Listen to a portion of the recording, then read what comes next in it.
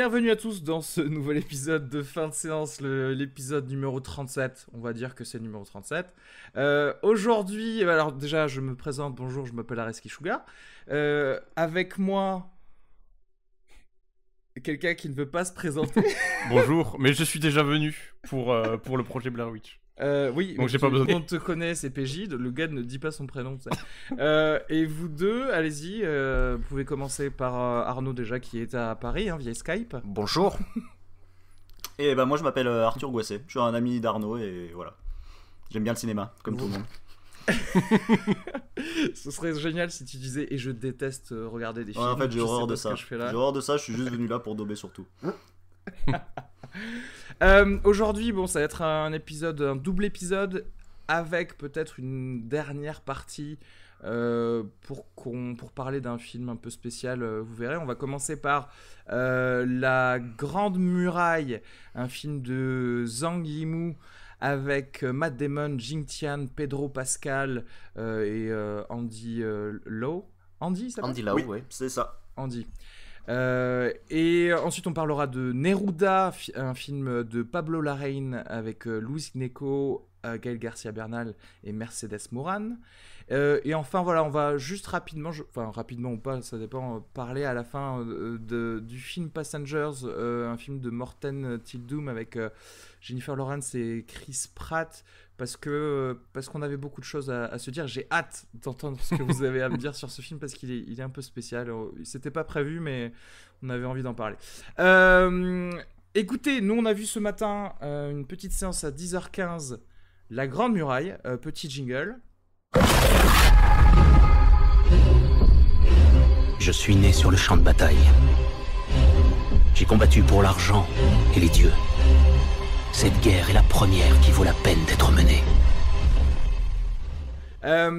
Qu'est-ce que vous avez pensé de La Grande Muraille ? Quelqu'un veut commencer peut-être ? Dis-moi. Donc c'est l'histoire de Matt Damon, un mercenaire occidental qui se rend en Chine avec son ami Pedro Pascal. Le prince Oberyn, donc. Le prince Oberyn dans Game of Thrones, pour aller y récupérer de la poudre à canon qu'il espère vendre à prix d'or et pouvoir prendre une retraite aux Bahamas. Et en fait, lorsqu'il arrive en Chine, devant la Grande Muraille, il se rend compte que la Grande Muraille, en fait, est un outil de défense que les Chinois ont érigé pour se protéger contre des lézards extraterrestres qui les attaquent tous les 60 ans. Ah, on n'est pas sûr à 100% que c'est des extraterrestres. Ça pourrait être des des lézards cachés sous terre qu'une météorite réveillée, ouais, on sait pas trop. Des souterrains, tu vois, un peu en mode Lovecraft. Mais c'est pas sûr, on sait pas. C'est comme un Cloverfield Conundrum. Et on sait pas trop ce qui se passe. Et donc, oui, pardon. La théorie est peut-être la théorie la plus simple. C'est possible. Difficile à dire. Ouais. Enfin, en tout cas, ça a finalement peu d'importance. Ça en a assez peu. Ça en a assez quand peu. Même, mais je trouve ça intéressant de pouvoir en discuter quand même. Je pense que quand même, t'as voulu commencer en te foutant de la gueule du film parce que non, on ne dit pas que la Grande Muraille a été érigée expressément pour combattre ces petites choses-là, parce qu'il semblerait que pas non plus grand monde en Chine, excepté cette faction qui est l'ordre sans nom, je crois, un truc comme ça. Ouais. Sans nom, exactement. Donc c'est un petit peu le shield de la Chine, puisque ça s'occupe des aliens en fait. Voilà. Écoutez, j'ai envie. Allez-y. Est-ce que d'abord il faudrait pas s'adresser à tous les auditeurs, les leaders extraterrestres qui nous écoutent? Et les leaders de colonies de sport ou d'insectes pour leur dire il faut plus baser la réussite d'une race sur sa reine en fait. Voilà, parce que c'est vraiment il y a une grosse faiblesse avec ça.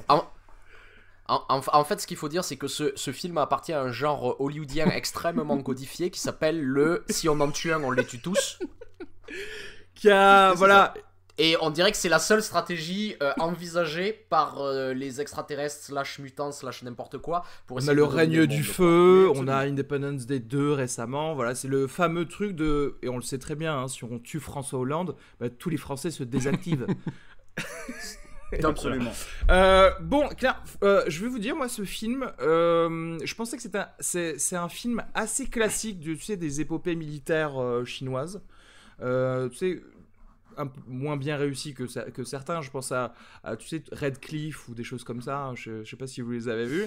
Disons que dans la forme générale, c'est un peu ça. Tu sais, il y a beaucoup de codes qui reviennent sur l'individualisme des Occidentaux versus la communauté asiatique qui, tu sais, la patrie chinoise communiste. Ouais, mais qui est finalement aussi un thème des blockbusters hollywoodiens, c'est-à-dire c'est ce qu'on voit aussi dans Indépendance des deux et dans ce genre de film aussi, quoi. Enfin, je veux dire, c'est pas spécifique, je pense, à la Chine, c'est spécifique aux blockbusters aussi. En tout cas, beaucoup de films chinois, alors pas forcément hongkongais, mais chinois d'épopées comme ça. Oui, on est d'accord, quand tu prends Hero, ouais, House of Flying Dagger, on est d'accord, mais c'est pour dire, je pense que c'est quelque chose que partagent les deux industries, en fait, ce thème-là. J'ai l'impression. Ils adorent faire ça, les blocs communistes, blocs capitalistes. Mais bon, voilà, écoutez-moi, à part ça, qu'est-ce que franchement, j'ai apprécié les images de ce film. Non, mais c'est vrai, bon, bien sûr, on sait qu'on rentre dans un cartoon assez rapidement parce que j'ai l'impression qu'ils ont utilisé, tu sais, les costumes qu'il leur restait de Warcraft, avec plein de costumes très colorés, bleus. Il y avait des factions qui avaient, voilà, des archers, de l'infanterie, etc., qui ont chacun un petit peu leur couleur. C'est joli à regarder. Pour moi, ça ressemble pas du tout à du Zhang Yimou non plus, parce que c'est pas aussi joli que Hero, par exemple, tu vois, ni spécialement bien filmé. C'est assez fade, c'est classique, c'est classique. Matt Damon et le prince Oberyn. Ouh, fade et classique. Attention, là, t'arrives sur un territoire dangereux. Fade et classique.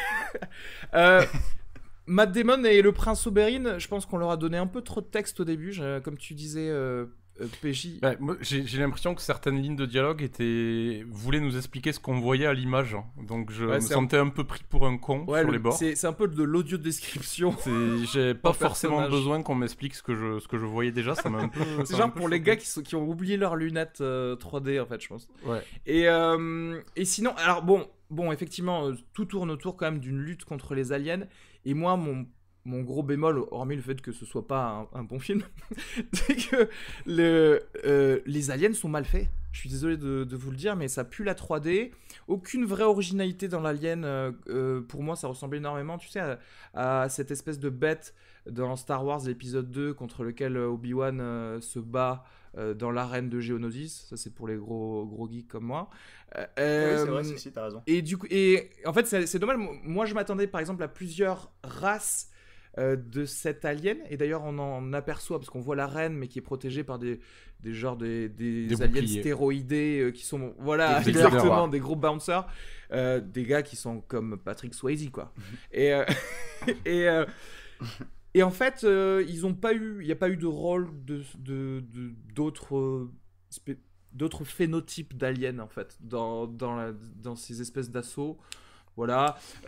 Puis on peut donc c'est un peu dommage. Même ces monstres-là sont pas particulièrement iconisés. C'est simplement des sortes de boucliers qui protègent cette reine. Enfin, c'est pas tout à fait des monstres qui auraient des compétences très singulières et dont on nous montrerait qu'ils seraient particulièrement puissants et du coup particulièrement durs à détruire ou des choses comme ça. Et même je vais te dire quelque chose. Ce qu'il y a, c'est que je pense que consciemment, ces lézards extraterrestres en fait ressemblent aux Zerg dans StarCraft. Et étant donné que c'est un jeu vidéo qui est extrêmement populaire en Asie et en Chine, c'est quelque chose qui a été fait sciemment, à mon avis. Ils ont aussi la capacité de se grimper les uns sur les autres comme dans World War Z. Ouais, c'est vrai, il y a cette utilisation. Ça m'a interpellé. Et juste, j'aimerais aussi rajouter quelque chose, c'est que dès le début, grosso modo, ils nous disent vraiment que le contexte historique, ils s'en battent littéralement les couilles avec une porte-fenêtre, quoi.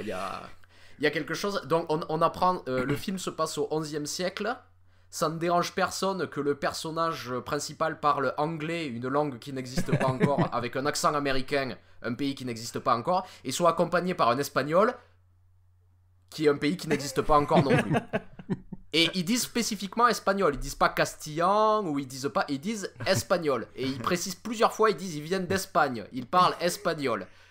Bon, après, voilà, c'est le genre de truc qui peut me sortir du film. Là, je l'accepte un petit peu parce qu'il y a le côté voilà, cartoon, c'est ça. comme tu dis. Pour leur défense, il faut que tu saches, Arnaud, les aliens n'existent pas. Ça ne s'est pas passé comme ça. Hein. Alors ça, t'en es pas sûr, parce que vu que c'est un ordre sans nom qui est censé ne pas divulguer la tâche pour laquelle pour laquelle ils sont payés, c'est possible qu'ils aient existé. Ça, je veux bien le croire. C'est le chèque que je signe pour le film, tu vois. D'ailleurs, en fait, j'ai trouvé que l'ouverture du film était moisie, en fait, tout simplement. Tu sais, on avait des images sur une muraille en 3D, et avec des écritures qui t'expliquent effectivement, soi-disant, le contexte historique. Pourquoi commencer son film comme ça quand justement t'en as rien à foutre, en fait? Pourquoi pas commencer par le météore ou justement utiliser la scène qu'on voit plus ou moins au milieu du film quand on nous montre de manière stylisée sur du papier, sur du parchemin chinois, la façon dont justement les aliens sont arrivés sur Terre. Bah, montre-moi ça au début, dis-moi tout de suite qu'on rentre dans de la fantaisie, en fait. J'ai pas besoin de voir de mauvaises images. Ceci dit, ça ressemble un peu à une note d'intention, puisque le film dit tout de suite la muraille de Chine a été construite pour des raisons historiques avérées et pour des histoires légendaires. Ouais, oui. Dont voici l'histoire, grosso modo. Donc voici une légende, oui, voilà. Après, oui, voilà, pour expliquer du coup le truc des Espagnols, etc., c'est une légende. Donc le gars qui te la raconte n'est pas au courant. Parce qu'il a pas assez de culture pour savoir que l'Espagne n'existait pas en tant qu'État. Il a lu que 2 pages Wikipédia, il n'a pas eu le temps de lire les autres. Je crois que c'est le cas des scénaristes, en effet. Qui sont 6, hein, d'ailleurs. Il faut s'y mettre à 6 pour... Et il n'y a pas un seul chinois. Oui, il y a Tony Gilroy qui a écrit ce... Non, mais sérieux, c'est n'importe quoi. Mais alors, Tony Gilroy, à une époque, a écrit des films intéressants, mais si tu remarques sa filmographie depuis ces dernières années, il se fade de toutes les daubes de... J'ai vu que Edward Zwick était au générique, mais je crois qu'il est en tant que producteur exécutif. Story non, by... il est au scénario. Ah, au scénario aussi. Pas scénario, l'histoire. Alors, Histoire, grosso modo, il a écrit une première version, quoi. D'accord. Intéressant. Ou alors, il y a eu un dîner où il a émis l'idée originale. Et à ce moment-là, ils ont dit, ouais, mets-le, Edward Zwick. Oui, parce que c'est vrai que cette idée est tellement originale qu'il a fallu payer quelqu'un pour acheter. Surtout, je trouve ça intéressant qu'on soit allé le chercher lui, c'est-à-dire que on est allé le chercher parce qu'il a fait le dernier samouraï. Ouais, voilà. Donc c'est la caution sérieux de l'entreprise. Dis donc, Edouard, tu les connais, non, les Asiatiques, les bridés, donc tu veux pas venir faire...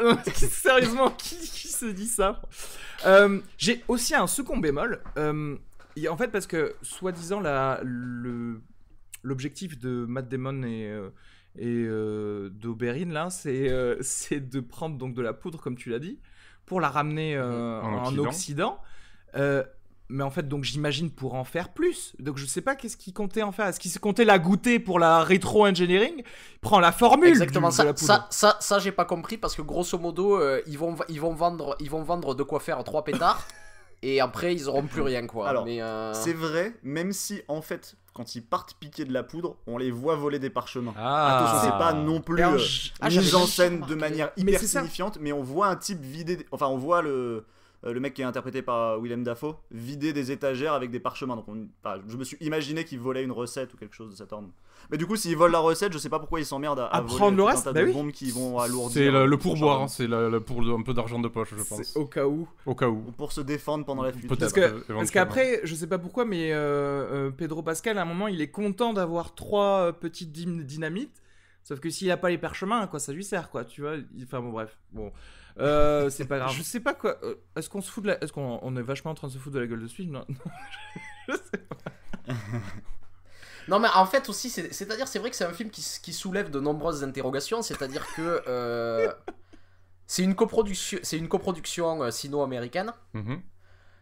La très très grande partie de l'équipe artistique entre guillemets du film est américaine, puisque comme on l'a dit, donc parmi les 6 scénaristes, il y a que des Américains, il y a aucun Chinois. Ils sont quand même allés chercher Zhang Yimou. Donc Zhang Yimou, pour rappeler, c'était un type qui dans les années 80-90 a fait de nombreux films d'auteurs assez sublimes, comme Épouse et concubine ou Kyuju, une femme chinoise. Ouais. Mais qui a abandonné ça complètement, ceci dit. C'est une drôle de carrière, Zhang Yimou. Puisqu'il s'est mis tout à coup à faire des blockbusters, des très gros blockbusters. Notamment Héros ou Le secret des poignards volants, que beaucoup de gens ont vu en France. Et il y a quelque chose de commun en fait dans ces blockbusters là, c'est que contrairement à avant où il abordait un peu des sujets de fond, où il essayait de parler de la Chine contemporaine, il s'est un peu mis à abandonner tout ça en fait dans ses blockbusters, et on dirait que la seule chose qui s'est mis à l'intéresser en fait, c'est de jouer avec les formes et les couleurs, littéralement, quoi. Du grand spectacle. Et une des grosses difficultés, ceci dit, de ce film, en tout cas tel qu'on l'a vu là, c'est que c'est quand même un film qui a été tourné en 3D. Et je suis totalement d'accord avec ce que vient de dire Arnaud, c'est-à-dire que en réalité, Zhang Yimou, son plaisir ici, il est simplement d'utiliser cet outil et les moyens qu'on lui donne pour essayer de produire des formes. Et l'ennui, c'est que, je sais pas pour vous, mais moi j'ai vu le film en 2D. Aussi. Le film passe dans une seule salle, je crois au Grand Rex à 21h55 en 3D. Et ça raconte quand même quelque chose à l'heure actuelle de la manière dont on diffuse les films en France et en particulier les films en 3D. C'est-à-dire que je crois que les exploitants ont assez clairement fait une croix sur ces films-là. Ouais. En particulier d'ailleurs quand c'est des films à moyen budget. En règle générale, les blockbusters ils continuent de les diffuser en 3D un peu parce que en fait j'imagine que c'est un calcul très simple. Ils doivent se dire que c'est plus rentable de diffuser les films en 2D qu'en 3D parce que les gens iront plus le voir en 2D et que du coup ça compensera le fait de pas toucher un bonus 3D sur les lunettes. Ouais. Quoi. Et donc du coup ils continuent à diffuser les très très gros films, c'est-à-dire ceux que de toute façon tout le monde veut voir et que tout le monde ira voir. C'est pour ça qu'on en parlait tout à l'heure avec Arnaud. J'imagine que même si la 3D est un peu en train de disparaître des salles en France, un film comme Avatar, quand il sortira en 3D parce que ce serait débile de pas le faire pour les exploitants. Mais du coup c'est un peu embêtant parce qu'on va se mettre à parler là d'un film et d'essayer d'aborder sa forme étant entendu que c'est un film qui a très clairement été pensé en 3D tout le temps, enfin ça se voit tout le temps. Je veux dire, je pense que le seul intérêt qu'il y a à voir ce film en fait est de le voir en 3D. Chose que je savais pas avant de le voir bien sûr, mais dont on se rend compte en sortant et du coup on est un peu embêté parce qu'on se dit bon bah on va devoir chroniquer un film dont le seul intérêt est la 3D mais on l'a pas vu moi non en plus 3D. Et en fait tu me l'apprends et je t'avoue que on l'aurait peut-être vu en 3D du coup si j'avais su qu'il avait été tourné vraiment avec des caméras 3D avant de le voir. Mais t'aurais eu du mal à le voir en 3D. Mais vraiment, pour le coup là à Toulouse ils avaient quand même prévu il y a deux autres séances aujourd'hui en VO 3D donc c'est vrai que désolé pour ceux qui nous écoutent, on n'a pas vu le film réellement comme il était pensé. Bon après je vais dire si c'est pour voir une flèche ou un Haribo venir sur moi, ça va pas changer la qualité trop du film. Mais est-ce que visuellement je sais pas, moi tu sais, j'ai bien aimé certaines scènes. Visuellement, ce qui est clair, c'est que le film y aurait clairement gagné, étant donné que Zhang Yimou a absolument rien à battre de ce scénario. Non, mais c'est clair quoi. Et que la seule chose qui l'intéressait, c'était de faire mumuse avec ses outils. Ouais. Je pense qu'on est clairement passé à côté de la seule qualité du film. Ouais, je pense aussi. Mais d'autant que, par exemple, c'est pas du tout un film qui formellement s'inscrit dans la manière qu'ont les très gros films aujourd'hui, par exemple, de se monter. C'est un film qui a aucun problème avec le fait de faire durer des plans, d'essayer d'aller connecter à l'intérieur d'un même plan et sans cut plusieurs éléments au premier plan, au deuxième plan, au troisième plan et essayer de ramener de la narration dans le plan. Ouais. Et du coup, c'est vrai que c'est embêtant de pas avoir vu le film comme on aurait dû le voir parce que je pense que c'est vraiment sa singularité quoi.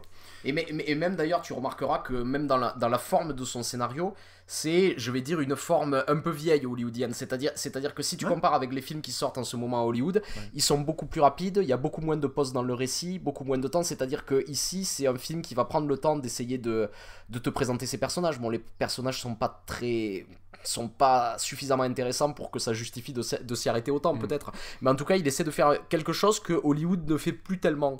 Et en fait ça amène quelque chose, on en a beaucoup parlé dans ce podcast, du fait que Hollywood se mette à penser ces films de plus en plus pour le marché chinois plutôt que pour le marché nord-américain, et je pense que des films comme La Grande Muraille on va avoir de plus en plus, puisque pour moi quand j'ai vu ce film, clairement j'avais l'impression qu'on s'adressait à un public chinois. Et parce que ce qu'il faut savoir c'est que les blockbusters qui marchent en Chine sont pas les mêmes qui marchent en Amérique du Nord. Et par exemple des gros succès en Chine de films américains de ces dernières années, ce sont par exemple Pacific Rim et Warcraft, qui sont assez différents, et je vois beaucoup plus de rapports entre La Grande Muraille et Pacific Rim et Warcraft qu'avec les films de super-héros par exemple, ou des films comme ça. Donc c'est un film qui a clairement été pensé pour ça, de faire un pont entre les deux, et en ça je trouve qu'il est intéressant parce que c'est un petit peu je crois que c'est le premier blockbuster américain à assumer aussi complètement en fait son rapport au marché chinois comme ça.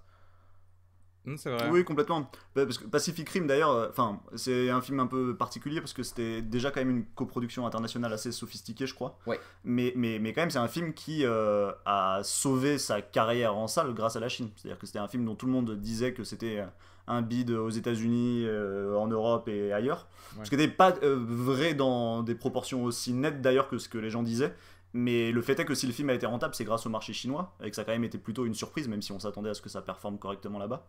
Et au point du coup qu'il y a eu un deuxième Pacific Rim qui a été mis dans les tuyaux alors que tout le monde pensait que ce serait pas le cas. Donc c'est intéressant, le marché chinois quand même amène une nouvelle dimension au marché du cinéma mondial assez singulière et qui du coup permet de fabriquer des films très particuliers à destination d'un public qui de fait n'a pas les mêmes attentes que le public occidental. Et c'est ça, et même dans la manière de présenter les choses, dans la manière de... Et en fait c'était pas anodin, par exemple quand je vous parlais au début des erreurs historiques, d'expliquer par exemple que Pedro Pascal était un citoyen d'Espagne, d'expliquer que Matt Damon est finalement un Anglais, et de parler de pays comme ça dans une époque en fait où l'identité nationale n'existait pas. Ouais. C'est-à-dire c'est un film qui parle de l'international. C'est clairement un film, c'est-à-dire que tu racontes l'histoire à n'importe qui, on te dira ça a été fait entre le 19e siècle et le 21e siècle, quelque part par là, si on le montre dans plusieurs siècles ce film, tu vois, à des gens. On saura que c'est là parce que c'est un film qui parle de cette identité nationale qui est quelque chose qui a été créé au 19e siècle, qui n'existait pas avant. Quand tu sais que c'est un film qui a été pensé pour le marché chinois, tu vois clairement que en fait, ces erreurs historiques, à mon avis, ce sont pas des erreurs, c'est-à-dire c'est pas de l'ignorance. C'est-à-dire que les gens ont clairement décidé de dessin en fait. Moi je pense qu'il y a un dessin. C'est-à-dire que même d'ailleurs, il fait une référence historique assez précise à un moment. Il dit j'ai combattu avec Harold contre les Danois. Harold qui était le roi d'Angleterre avant Guillaume le Conquérant. Donc avant que la nation anglaise existe vraiment en réalité. Donc en fait pour moi c'est des gens qui connaissent leur histoire, mais au moment de se dire ce type en fait c'est un Castillan par exemple, ou un Aragonais, ou je sais pas, quelqu'un d'une de ces contrées de la péninsule ibérique, ils se sont dit on va dire que c'est un Espagnol parce qu'on a un intérêt à essayer de parler de ces nations là. Mais je suis totalement d'accord avec toi, et d'ailleurs le film est pas si imprécis que ça sur le plan historique, parce qu'il est imprécis sur un certain nombre d'idées qu'on a besoin juste d'appréhender très simplement, c'est-à-dire c'est les Anglais, c'est les Espagnols, etc. Ouais. Mais en même temps, il est plutôt précis sur d'autres choses. Par exemple, il est précis sur son rapport à la poudre. La poudre à canon a bien été inventée en Chine. Le récit se passe bien au moment où la dynastie chinoise au pouvoir, c'est les Song, et ça se passe, je crois que c'est entre le 9e et le 12e siècle dans ces eaux-là. Enfin, la poudre est arrivée en Europe au 13e siècle. Donc en fait, tout ça tient la route en termes chronologiques. Et ils se sont posé la question, je veux dire. C'est-à-dire qu'il y a des mecs qui ont posé ça sur un tableau et qui ont dit bon, attendez les gars, est-ce que genre c'est solide à peu près ce qu'on fait, oui ou non? Et donc du coup, ils se sont forcément posé la question, en effet, de savoir, mais est-ce qu'on va être précis sur la manière dont on nomme les pays dont viennent les régions dont viennent les personnages principaux, ou est-ce qu'on s'en cogne complètement par juste et par dessin, puisque le parcours du personnage, c'est quand même le parcours d'un personnage qui à la base est un mercenaire, c'est-à-dire qu'il le dit clairement qu'il se bat pour se nourrir et pour gagner de l'argent, à quelqu'un qui va se battre pour une patrie en fait. Et une patrie qui s'est choisie à la fois parce qu'il pense la cause juste, et à la fois parce qu'il est attiré par les beaux yeux de cette commandante chinoise qui pourrait être sa fille. Ouais, qui est mineure, je pense, non, parce qu'elle a l'air vraiment d'avoir 16 ans quand même. Hein. Ceci dit, alors pour faire l'avocat du diable, est-ce que quand même c'est pas de la culture générale quand même assez basique, ça, là-bas, justement en Chine, le fait de savoir que c'est nous qui avons inventé la poudre et beaucoup de gens venaient pour avoir le secret de la poudre, etc. Que le film a été écrit par des Américains. Et des Américains qui sont au courant qu'à l'époque de la dynastie Song, la capitale impériale était Kaifeng et pas Beijing, ça veut dire qu'ils ont fait leurs recherches. Tu vois ce que je veux dire? Non, mais maintenant, genre, ils ont Marco Polo, ils regardent Netflix, ils savent, quoi. Ils ont qu'à copier les trucs. Ceci dit, alors, juste j'ai une question par rapport à ce que tu disais, effectivement, la différence de la forme de ce type de blockbuster qui va peut-être plus s'adresser aux Chinois que les blockbusters dont on a l'habitude ici. Est-ce que parce qu'on va en voir clairement beaucoup plus, et ça va venir en nombre, je pense, et en quantité, ce genre de blockbuster. Est-ce que tu penses que justement la forme va plus ou moins s'uniformiser? Est-ce qu'on va voir de manière, parce que c'est un petit peu une différence culturelle d'appréciation de comment je te présente mon film. Ceci dit, ça paraît vieillot donc pour nous, parce qu'on va plus le mettre en relation avec de vieux blockbusters dans la façon de faire, comme tu disais, passer plus de temps sur certains personnages, etc. Et même dans la manière assez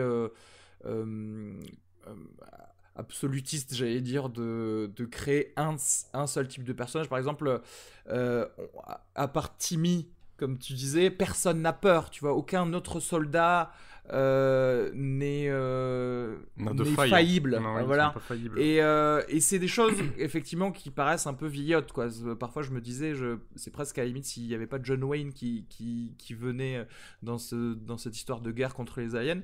Est-ce que vous pensez que ça va suivre le même Ce que je te dirais, c'est que trajectoire pour les blockbusters? chez John Wayne, bien souvent, en plus, il y a beaucoup plus de complexité. Si tu regardes Rio Bravo, par exemple, on peut le comparer à Rio Bravo. En plus, le film, un peu dans cette... Dans la narration, puisque ça raconte aussi l'histoire d'un siège, quoi. C'est beaucoup plus complexe que ça chez les personnages. Peut-être pas chez John Wayne, qui représente même dans Rio Bravo le héros, mais tous ceux qui l'entourent, il y a quand même... c'est pas des personnages aussi génériques que dans La Grande Muraille, tu vois. Et alors, justement, ma question, c'est est-ce que ça va rejoindre, alors, et dans la forme, ce qu'on a comme blockbuster après, plus en Occident, et est-ce que ça va plus se nuancer, ou est-ce que du coup, culturellement, tu vois... s'ils créent leur propre narration, comme tu dis, je sais pas, pour la Chine, est-ce qu'on va pas être bloqué dans ce même type de façon de présenter un film? C'est une vraie question là que tu es en train de poser. Je pense qu'il y a plusieurs choses déjà dont il faut parler un peu pour répondre à cette question. C'est-à-dire que de notre côté, les blockbusters qui sont confectionnés pour l'Amérique du Nord et pour l'Europe, ils n'ont pas beaucoup de diversité non plus, hein, je dois t'avouer. La chose qu'il faut savoir, c'est qu'en ce moment, en fait, Hollywood a peur de pas pouvoir se positionner sur le marché chinois. Parce qu'il faut savoir une chose, c'est qu'un des plus gros succès au box-office mondial de l'année, c'est un film chinois qui n'est pas sorti en France encore, qui s'appelle The Mermaid de Stephen Chow, qui, connaissant Stephen Chow, est très différente du cinéma hollywoodien. Enfin, c'est-à-dire que les blockbusters qu'ils se font eux-mêmes pour eux sont quand même bien différents de ce que nous propose Hollywood.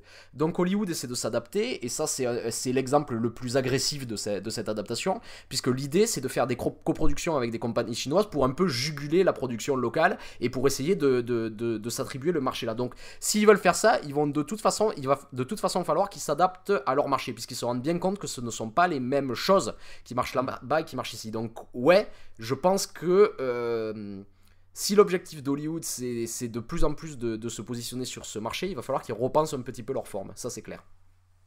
Je sais pas ce que t'en penses, Arthur. Si, je suis totalement d'accord, et c'est d'ailleurs intéressant parce que, en gros, quand le mur de Berlin est tombé et que du coup la guerre froide s'est terminée, il s'est passé quand même un truc très singulier, qui est que le cinéma américain est redevenu totalement dominant dans le monde entier, au point de se retrouver, et du coup notamment dans les pays de l'Est, à écraser le marché. C'est-à-dire que, par exemple, je me souviens, je m'étais retrouvé à aller en Europe de l'Est au milieu des années 2000 et à me rendre compte que, en fait, dans leur salle de cinéma, ils ne diffusaient que des films américains. Et du coup, j'étais allé faire un peu des recherches et tout, et je m'étais rendu compte que, par exemple, le taux de pénétration du cinéma américain en Russie au milieu des années 2000, c'est 90% de part de marché.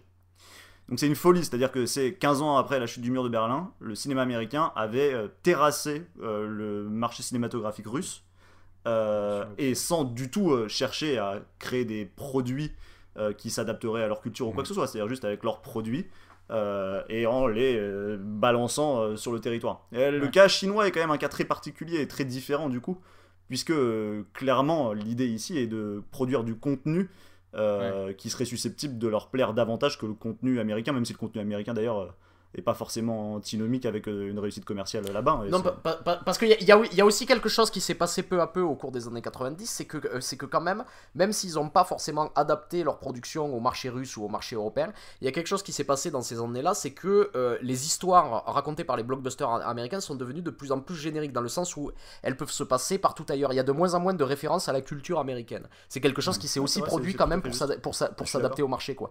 Et là, il y a une nouvelle adaptation où le but, c'est plus forcément d'être neutre, c'est de s'adapter à un marché national qui est tellement important que ça peut justifier en fait de modifier complètement la manière de faire les films. Alors après, là je vais dire un truc, mais je le dis sans certitude. Le fait est que le marché chinois aussi est très très verrouillé, c'est-à-dire genre très réglementé pour les films étrangers. Et alors là je le dis, c'est une hypothèse, mais il est aussi probable que si les Américains cherchent à ce point à monter ce type de coproduction avec la Chine, c'est probablement pour être en mesure de contourner, j'imagine, ces embargos-là. Et tout à fait ça, c'est vrai, c'est-à-dire qu'il y a de plus en plus, même des films, des blockbusters, genre les films de Marvel, font aujourd'hui des coproductions avec des entreprises chinoises dans ce but-là. C'est-à-dire que si le film est coproduit par une entreprise chinoise, ça compte pas comme un film étranger, exactement. et ça ne rentre pas dans les quotas. C'est un petit peu une façon d'avoir leur visa assez facile de... Ils font des mariages blancs avec des entreprises chinoises, quoi. Ouais, c'est ça. Du coup, comme je sais pas, est-ce que vous voulez rajouter quelque chose sur le futur de ce genre de production? Est-ce que du coup, on peut se dire qu'on aura deux types de films, tu vois, un film pour les occidentaux et un film pour les asiatiques, ou plutôt, d'ailleurs non, pas pour les asiatiques, pour les chinois. Maintenant, tu vois, deux types de blockbusters qui vont se tirer la bourre et on aura peut-être deux feelings différents avec deux esprits différents qui vont se développer. Mais il y a quand même quelque chose que je trouve dérangeant dans cette idée-là, c'est-à-dire que pour moi, une œuvre d'art, elle est censée avoir une portée universelle et pouvoir toucher tout le monde, et ça me gêne de me dire que à un moment donné, il y a une sorte de dégradation dans le sens où c'est fait pour faire le plus d'argent possible en ciblant tel ou tel public, et il y a quelque chose qui désacralise un peu ça, je trouve. Voilà. Bienvenue à Hollywood, quoi. C'est ce que je mettais sur la page de fin de séance. Tu sais, par rapport à justement, il y avait une liste de, je sais pas, du coup, il y a une vingtaine, peut-être même plus une trentaine de films de 2017. Et dans tous ces 30 films, il n'y a qu'un seul film qui n'est original, pas une franchise, qui est Dunkerque de Christopher Nolan. Tous les autres font partie de franchises, sont des suites, sont des adaptations de quelque chose qui existe déjà, un dessin animé ou quelque chose d'autre. Donc effectivement, toutes les décisions, apparemment, enfin pas toutes, mais on va dire 90% des décisions d'Hollywood sont faites sur ce qui est bankable, et parce qu'on sait que c'est bankable parce qu'on a déjà créé notre franchise. Donc effectivement, notre objectif, c'est pas de créer du nouveau contenu artistique, c'est juste d'être sûr que ça nous rapporte de l'argent. Effectivement, bon, c'est vrai que c'est des choses dont on a parlé et qu'on souligne toujours du haut de notre intégrité artistique. mais c'est vrai que la question se pose de est-ce que c'est pas un art le cinéma qui se tire une balle dans le pied? J'aimerais juste rajouter quelque chose, c'est-à-dire tu touches là, Pierre-Julien, le cœur du problème avec ça, c'est-à-dire que Hollywood envisage ces films comme des produits et pas comme des œuvres, dans une grande majorité, en tout cas dans les films commerciaux. Après, ils ont ils ont leur danseuse qui est un petit peu à part, qui est la saison des Oscars, où ils vont essayer de faire des films un petit peu différents, un peu plus prestigieux, pour essayer de donner comme ça une allure de prestige à leur entreprise. Mais il y a quelque chose quand même qu'il faut préciser sur l'universalité de l'art. Je pense que c'est pas non plus tout à fait vrai, dans le sens où tu regardes les traditions narratives justement de la Chine et de l'Europe, elles sont quand même assez différentes. Et j'en ai parlé cette année avec un ami commun, avec Arthur, qui est un réalisateur chinois, Limbo Wang. Et on parlait de The Assassin de Wu Xiaoxian, qui pour le coup lui se situe vraiment dans une tradition de narration chinoise. Et où l'histoire n'est pas orientée vers le but, mais plutôt vers le chemin. Enfin, il y a énormément de différences, même dans la philosophie qui est développée dans le film, etc. etc. Et en fait, ce qu'il faut remarquer, c'est que Hollywood ne se dit pas, tiens, on va essayer de plaire aux Chinois en essayant de reprendre vraiment la spécificité de leur culture, etc., etc. Ce qui serait quelque chose de louable. C'est-à-dire que j'imagine Hollywood qui se dit, tiens, on va produire des réalisateurs chinois qui ont des choses à raconter, et on va en tirer de l'argent, parce qu'il n'y a rien de mal à ça, en fait. Je veux dire, tu vois, s'ils veulent développer, c'est pas ce qu'ils se disent. Fut un temps, ils faisaient ça. Ce qu'ils se disent, c'est on va mettre les quelques éléments qui vont être qui vont un petit peu parler aux Chinois, mais au-delà de ça, dans la narration et tout ça, c'est des films complètement occidentaux, et c'est ce qu'on disait, c'est-à-dire que La Grande Muraille, c'est une narration qui est typiquement hollywoodienne, qui est typiquement dans cette tradition-là, et ils vont pas du tout essayer de singer ce qui peut être différent profondément dans le cœur comme ça de la culture chinoise. Et je pense que c'est ça qui pose problème. C'est-à-dire c'est même pas ce truc d'universalité, parce que l'universalité, comme tu dis, enfin je pense clairement un film comme The Assassin, si c'est le premier film asiatique que tu vois, tu peux pas quoi. Il faut être passé par d'autres par d'autres chemins. Il y a des ponts qui existent entre les cultures. C'est toujours quelque chose que je trouve assez passionnant. Et si on prend un exemple, par exemple, l'impressionniste préféré des Japonais, c'est Toulouse-Lautrec. Et ce qu'on remarque, c'est que Toulouse-Lautrec a été énormément influencé par les estampes japonaises. Et dans sa manière de faire, en fait, il offre un pont entre l'art pictural européen et l'art pictural asiatique. Et donc, il y a quelque chose, c'est vraiment un point d'entrée pour des Japonais, comme ça, dans cette culture picturale.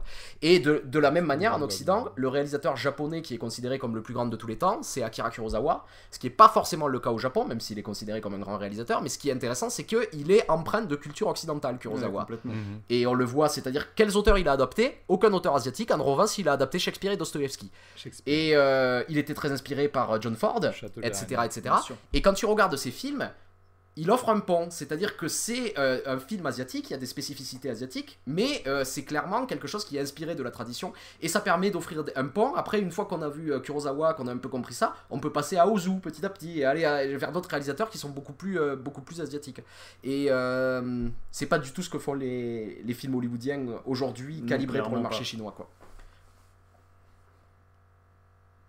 Mais aussi parce que c'est des très gros films. Enfin, je pense que c'est quelque chose qui joue aussi là-dedans, c'est-à-dire que typiquement, un film d'Ozu, c'est un film qui a une narration particulière, qui s'inscrit dans une temporalité particulière et qui n'est pas la temporalité d'un blockbuster, en tout cas tel que le conçoit.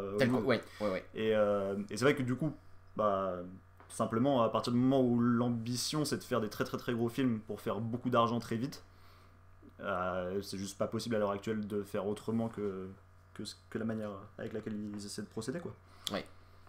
Du coup, c'est une fausse Chinese touch en fait que Hollywood fait avec ce genre de film. J'aimerais juste terminer par une autre question, parce que il y a quand même une bonne production de films en Chine. Pourquoi ça se développe en Chine et pas en Inde, par exemple? Parce que est-ce que vraiment Bollywood a tellement de production que Hollywood ne peut pas se permettre de faire plus ou moins la même chose, parce que vraiment la culture est imperméable, par exemple? Ou est-ce que c'est quelque chose qu'on peut s'attendre à voir se développer aussi en Inde dans un futur plus ou moins proche? C'est une bonne question. C'est un peu dur d'y répondre. Mais je dirais déjà, pour commencer sur Bollywood, que c'est un marché qui est quand même très très très très très particulier, parce que très très très en vase clos.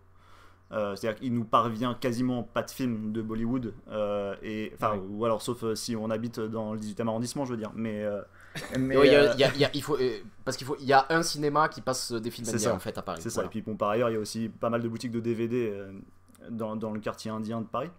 Mais donc ça, c'est une chose. La deuxième chose, c'est que il y a un truc de très particulier dans le blockbuster indien, c'est que c'est presque toujours le même film, un peu comme le font d'ailleurs les Américains aujourd'hui avec les films de super-héros. Et c'est un drôle d'effet miroir d'ailleurs à noter, c'est que la comédie musicale bollywoodienne, elle est codifiée, mais dans des proportions spectaculaires. C'est-à-dire que moi, j'ai pas une culture très fine de l'industrie bollywoodienne et puis de ce qui se fait là-bas, mais j'ai quand même vu quelques dizaines de films bollywoodiens, et en tout cas suffisamment pour voir à quel point il y a tout un tas de topos par lesquels ces films passent, et voilà, il y a un plaisir de coup de se replonger en tant que spectateur à chaque fois dans ce topos, mais de la même manière qu'un fan de comédie romantique est toujours très heureux de se replonger dans les codes de la comédie romantique et de voir comment un auteur, ou en tout cas une nouvelle équipe qui fabrique un film, va essayer de prendre je sais pas, un topos par un prisme singulier, quoi. Et le truc aussi intéressant à noter, c'est que en fait, si on regarde la structure dramaturgique des films bollywoodiens, c'est des films qui ont beaucoup à voir avec la mélodie du bonheur. Et en fait, je sais pas si vous avez vu La Mélodie du Bonheur, mais en tout cas, La Mélodie du Bonheur, du coup, très très très gros film américain, qui a été un succès gigantesque à l'époque. Je pense qu'à l'échelle de l'histoire du cinéma, on parle probablement d'un des plus gros succès de l'histoire du cinéma, rapporté à l'inflation, tout ça, hein, mais je veux dire, c'est un film qui est un succès tel que Autant on emporte le vent, tel que Titanic, ces films gigantesques, et qui a configuré, et un peu presque pour toujours, ce qui est devenu la narration des gros films bollywoodiens. Donc du coup c'est marrant parce que tout à la fois on dit que Bollywood c'est un marché extrêmement particulier, c'est un marché qui fait des films qui a priori sont pas du tout des films destinés au marché occidental et qui du coup ne sortent jamais sur notre territoire, et en même temps c'est des films dont la matrice est un immense film américain. Après qu'on aime ou on n'aime pas, peu importe, mais c'est intéressant de le noter, enfin c'est un paradoxe singulier. Du coup, tu penses que à cause de ce schéma qui est beaucoup trop, comment dirais-je, répétitif, les Américains pourraient pas, Hollywood ne pourrait pas en fait s'installer là-bas. Aussi qu'il faut dire sur le marché indien, c'est-à-dire que y a ça, mais il y a aussi un autre type de film qui est assez répandu, qu'on appelle assez péjorativement des bollycats, qui sont en fait des films généralement, parce que les films bollywoodiens aussi sont plus longs, ils font genre 3h et 3h30, et les bollycats généralement c'est un mash-up de deux gros succès américains. On reprend l'histoire, on les met dans un seul film, refait à la sauce indienne, et ça va créer des blockbusters. C'est totalement vrai. Je me souviens d'un film que j'avais vu qui s'appelle Gajini, qui est un mélange entre Memento et Amélie Poulain par exemple. Je te jure. Et qui avait été un gros succès en fait du cinéma indien. Donc en fait ils ont déjà en fait cette manière de reprendre déjà ce qui leur plaît, tu vois, dans les films occidentaux pour le refaire un peu à leur sauce, bien que il y a des films hollywoodiens qui sortent et qui ont du succès aussi en Inde, mais c'est vrai qu'ils sont plutôt sur ce marché intérieur. Et l'autre chose, c'est-à-dire que j'ai l'impression que c'est presque l'inverse à Hollywood, c'est-à-dire que maintenant qu'en Inde on a un peu plus accès aux films américains, j'ai l'impression que les films indiens changent aussi. Et si tu remarques, avec le temps, les films indiens sont de plus en plus courts. C'est vrai. Et les films indiens ressemblent de plus en plus en fait aux blockbusters américains. Et donc j'ai l'impression que ça a été l'inverse. C'est le marché bollywoodien qui s'est peut-être mieux adapté, et de sorte à ce que le marché américain ait toujours pas sa place en fait forcément dans l'industrie locale, quoi. Alors c'est vrai, c'est assez intéressant parce qu'en fait, est-ce que c'est pas insidieux pour revenir à la Chine, parce qu'on va supprimer la façon de faire chinoise, parce qu'en fait, on va leur imposer une sorte de façon de regarder. Regardez, c'est un film pour vous, alors qu'en fait, c'est Hollywood qui l'a fait, sachant que aussi les films chinois vont peut-être, tout comme les films indiens, commencer à ressembler aussi un petit peu plus aux films hollywoodiens, parce qu'on part pas dans une uniformisation totale ou une fausse... C'est le plan qu'essaie de mettre en place Hollywood. C'est pas dit qu'ils gagnent la guerre. Non mais c'est vrai. J'aime bien, on les voit comme des espèces de super vilains, tu sais, où il y a Jerry Bruckheimer et des gens autour d'une table comme ça. Ces réunions existent vraiment. Ouais. Oula putain, le mec de prod qui dit ça. Vous savez, on se rencontre vraiment dans des sous-sols. Une sorte de théorie du complot, mais je pense pas. Mais c'est simplement que ça fait sens en fait. Bah, juste vraiment. C'est-à-dire que. Oui, parce que ce qu'il faut dire, c'est que de plus en plus de. D'ailleurs, je le regrette un peu, c'est-à-dire que quand tu regardes, c'est-à-dire que pendant longtemps, les grands cinéastes populaires chinois étaient hongkongais, c'est les Tsui Hark, les John Woo, enfin toute la nouvelle vague des années 80, quoi. Ouais. Et quand tu remarques, maintenant, ils font leurs films en Chine et plus à Hong Kong, et je trouve qu'ils ont vraiment perdu. Hein. Moi, les derniers films de Tsui Hark, je trouve ça un peu difficile, quoi, et... mais en tout cas, pour dire qu'il y a quand même une production de blockbuster qui est très très vivante. Et il y a autre chose à dire quand même sur le cinéma chinois, c'est qu'il y a toute une génération de jeunes cinéastes chinois qui sont... ou moins jeunes d'ailleurs. Ou moins jeunes. Qui continuent de faire des films exigeants. Et qui continuent à faire des... Et en fait, il y a un cinéma d'auteur extrêmement présent, extrêmement politisé, et extrêmement intéressant, et qui continue quand même à défendre une tradition chinoise. Et qui sont des films qu'on voit à l'étranger, qui sont récompensés dans des festivals internationaux, etc. etc. Donc, bon, le cinéma chinois n'a pas dit son dernier mot, ça c'est clair. Hein. Oui, d'accord. Bon, je pense qu'on peut clore la Grande Muraille. On peut la détruire, cette Grande Muraille. Après, c'est vrai que du coup, on n'a pas énormément parlé du film, on a beaucoup parlé de contexte autour. Ouais, c'est vrai. Mais... Bah, après, je sais pas, j'ai l'impression. C'est-à-dire qu'on a parlé de beaucoup de blockbusters, j'ai l'impression qu'on aurait répété beaucoup de choses aussi si on avait vraiment. Oui, ouais. Non mais.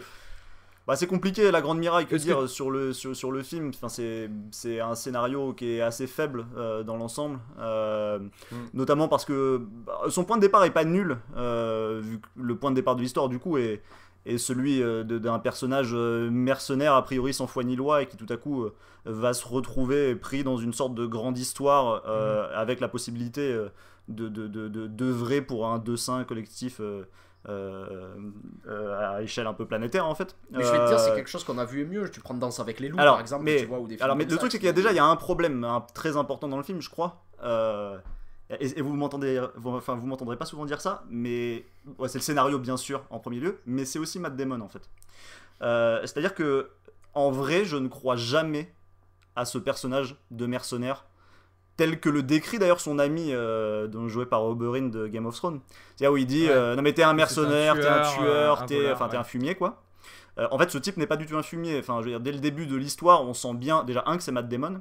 C'est-à-dire que c'est Matt Damon aujourd'hui, mais c'est important. C'est-à-dire que genre c'est un boy scout, Matt Damon. Matt Damon aujourd'hui, c'est devenu un boy scout. Ça n'a pas toujours été le cas parce qu'il y a quand même eu une petite parenthèse avec les infiltrés de Scorsese, etc. Où il a quand même interprété du coup des personnages un peu plus ambigus. Et puis aussi d'ailleurs chez Nolan dans Interstellar. Dans Interstellar, ouais. C'est éloigné de son bostonien. Mais je vais te dire, à chaque fois, ces réalisateurs que tu cites se sont servis de son image de boy scout pour la détourner. Et c'est ça. Mais non, complètement, t'as raison. C'est-à-dire que du coup, il faut en jouer narrativement. Or, le problème, c'est que déjà là, on nous balance un peu ça au visage, mais la vérité, c'est que Matt Damon, on le voit rien faire de si répréhensible que ça. D'accord, il vient pour piquer un peu de poudre à canon, mais enfin, pas de quoi en faire un plat non plus. On le voit pas trancher des têtes de Chinois à tout va pour accomplir sa mission, c'est pas du tout le cas. Donc, du coup, en fait, il y a aucune compromission morale à l'endroit du personnage dans la manière dont il est exposé, si bien que le mettre face à ces contradictions qu'il n'a pas vraiment pour dire mais attends mon vieux, en fait t'es pas comme ça, et lui de lui dire non mais tu te rends pas compte, en fait là j'ai l'opportunité de me racheter, parce qu'il y a un truc de rédemption en fait dans le fond, ça pourrait presque être un récit de rédemption. Et le récit ne peut jamais opérer pour cette raison en fait, et alors soyons clairs, hein, c'est parce que c'est pas bien écrit, et aussi parce que c'est un très gros film et où du coup on ne peut pas faire couper des têtes de Chinois à Matt Damon en fait. Parce que par ailleurs, en plus, ce serait sans doute un peu compliqué sur le plan discursif. Oui.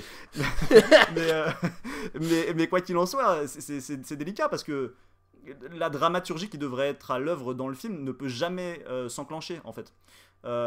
Et donc, du coup, son personnage à lui est très lisse et il est impossible de construire un dilemme sérieux autour de ce qu'il serait profondément et en même temps ce dont il a besoin, à savoir devenir quelqu'un de meilleur, et puis en plus tataner des gens pour les beaux yeux d'une très jolie chinoise qui en plus se bat bien. Ça prend jamais quoi. Et c'est le plus gros défaut narratif du film, c'est-à-dire que le film ne se relève pas de ce problème-là, jamais. Et voilà, et que dire. Après, il y a plein d'autres problèmes du coup qui en découlent, mais c'est le problème clé du film. Enfin, et c'est vrai que ça vient d'un truc, c'est-à-dire que Hollywood ne veut plus faire des salauds. C'est-à-dire, il peut prétendre vouloir faire des salauds, mais c'est toujours des salauds qui sauvent des petits chiots, quoi. C'est ça.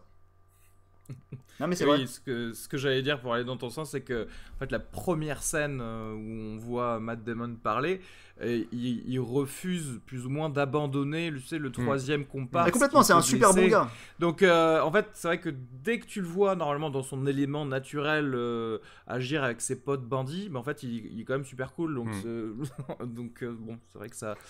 Bon, de là à dire, oui, enfin, je sais pas, oui, je comprends qu'effectivement, en termes d'arc, c'est un faux arc pour ce personnage et donc pour tout le film.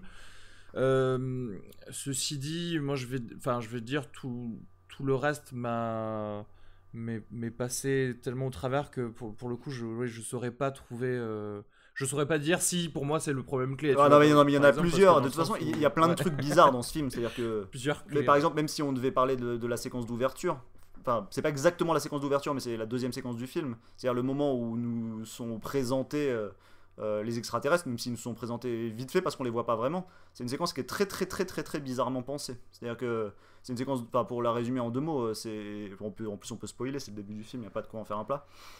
Mais en gros, Matt Damon et ses comparses sont en train de bivouaquer en se dirigeant vers la Chine pour aller piquer de la poudre, et tout à coup ils se font attaquer par un monstre en fait, qui s'avérera être un repéreur parmi les monstres machin.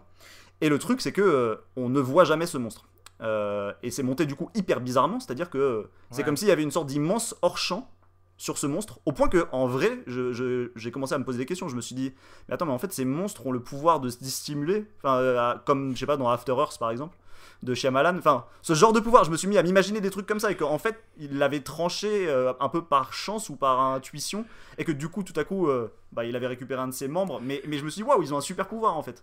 Et en fait, non, pas du tout. On les voit très très bien. Ils se dissimulent pas de manière particulièrement singulière. Oui, d'ailleurs, c'est la seule scène où ils seront montrés un peu comme ça, puisque littéralement 2 ou 3 minutes ça plus n'a tard, on va aucun les sens. voir en plein cadre. On les voit plein cadre en train de cavaler dans la plaine.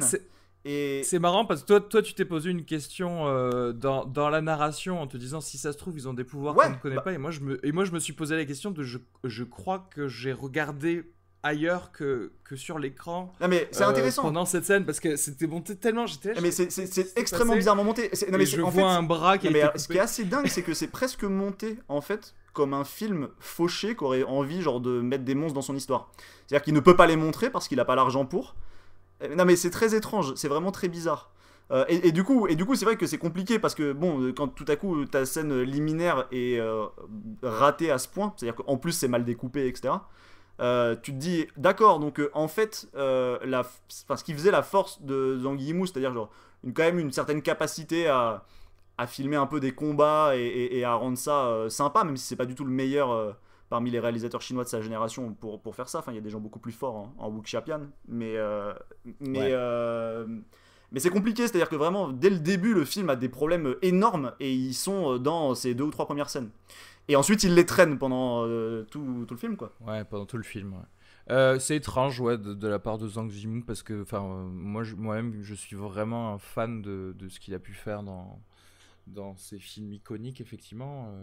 Encore une fois, moi, je suis un gros fan de Hero, et je retrouve pas du tout, par exemple, ce réalisateur-là dans ce film, mais bon. Après, le problème, c'est que c'est pas un film de KPDP, en fait. C'est-à-dire que comme on est face à des monstres, on peut pas se battre contre des gens qui ont des épées. Et je pense que ça fait du mal au film. Enfin, ça fait du mal en tout cas à ses compétences de metteur en scène. Mais parce qu'au demeurant, enfin, c'est vraiment pas un manchot. Il y a quand même des plans qui sont hyper bien composés. Enfin, il y a quand même un sens de l'espace, etc. Mais c'est vrai qu'on sent qu'il est pas à l'aise avec le film de monstre, avec sa représentation, avec son iconisation. C'est pas son truc. Et voilà quoi. Et en vrai, il s'en fout un peu. Il cherche pas à le faire. Il s'en fout un peu. C'est-à-dire que c'est un peu. On sent que pour lui, c'est l'occasion fait le larron. C'est-à-dire que il était sur une shortlist pour faire ce film. C'était un gros film et voilà. Il y allait en se disant qu'il allait quand même pouvoir s'amuser un peu. Parce que ce qui me fait penser, si pas ce qu'il préférait faire. À voir Edward Zwick au scénario, je me demande s'ils avaient pas d'abord envisagé à ce que ce soit un réalisateur américain qui fasse le film. C'est très possible. Genre Robert Zemeckis, tu vois. Qui lui aussi fait ça dernièrement, on en a parlé, tu sais, juste s'amuser avec sa caméra mais pas spécialement regarder le scénario. Combien de miam vous donneriez à la Grande Muraille sur 5? 1,5. 1,5 de la part de PJ. 1,5 supplément arc. Moi, je vais mettre 2. Non. 2 parce que bonus Matt Damon quand même. Hein. Même si tu l'aimes pas dans le film. Même si je pense qu'il a pas grand chose à faire là, je suis toujours très heureux de le voir. Le meilleur élément du film, je ne l'aime pas. Je l'aime pas. Il a été mal casté, mais franchement, il est sympa. Bonus quand même. Moi, je vais mettre un miam. Un miam pour toi. Ouais, je pense que je vais être dans la gentillesse comme Arthur. Ouais, 2 miams, c'est voilà, 2 miams. Voilà. Parce que j'ai pas détesté ce film, par exemple. On est obligé d'être indulgent parce qu'on n'a pas vu le film en 3D. Je pense que c'est vraiment un problème en fait.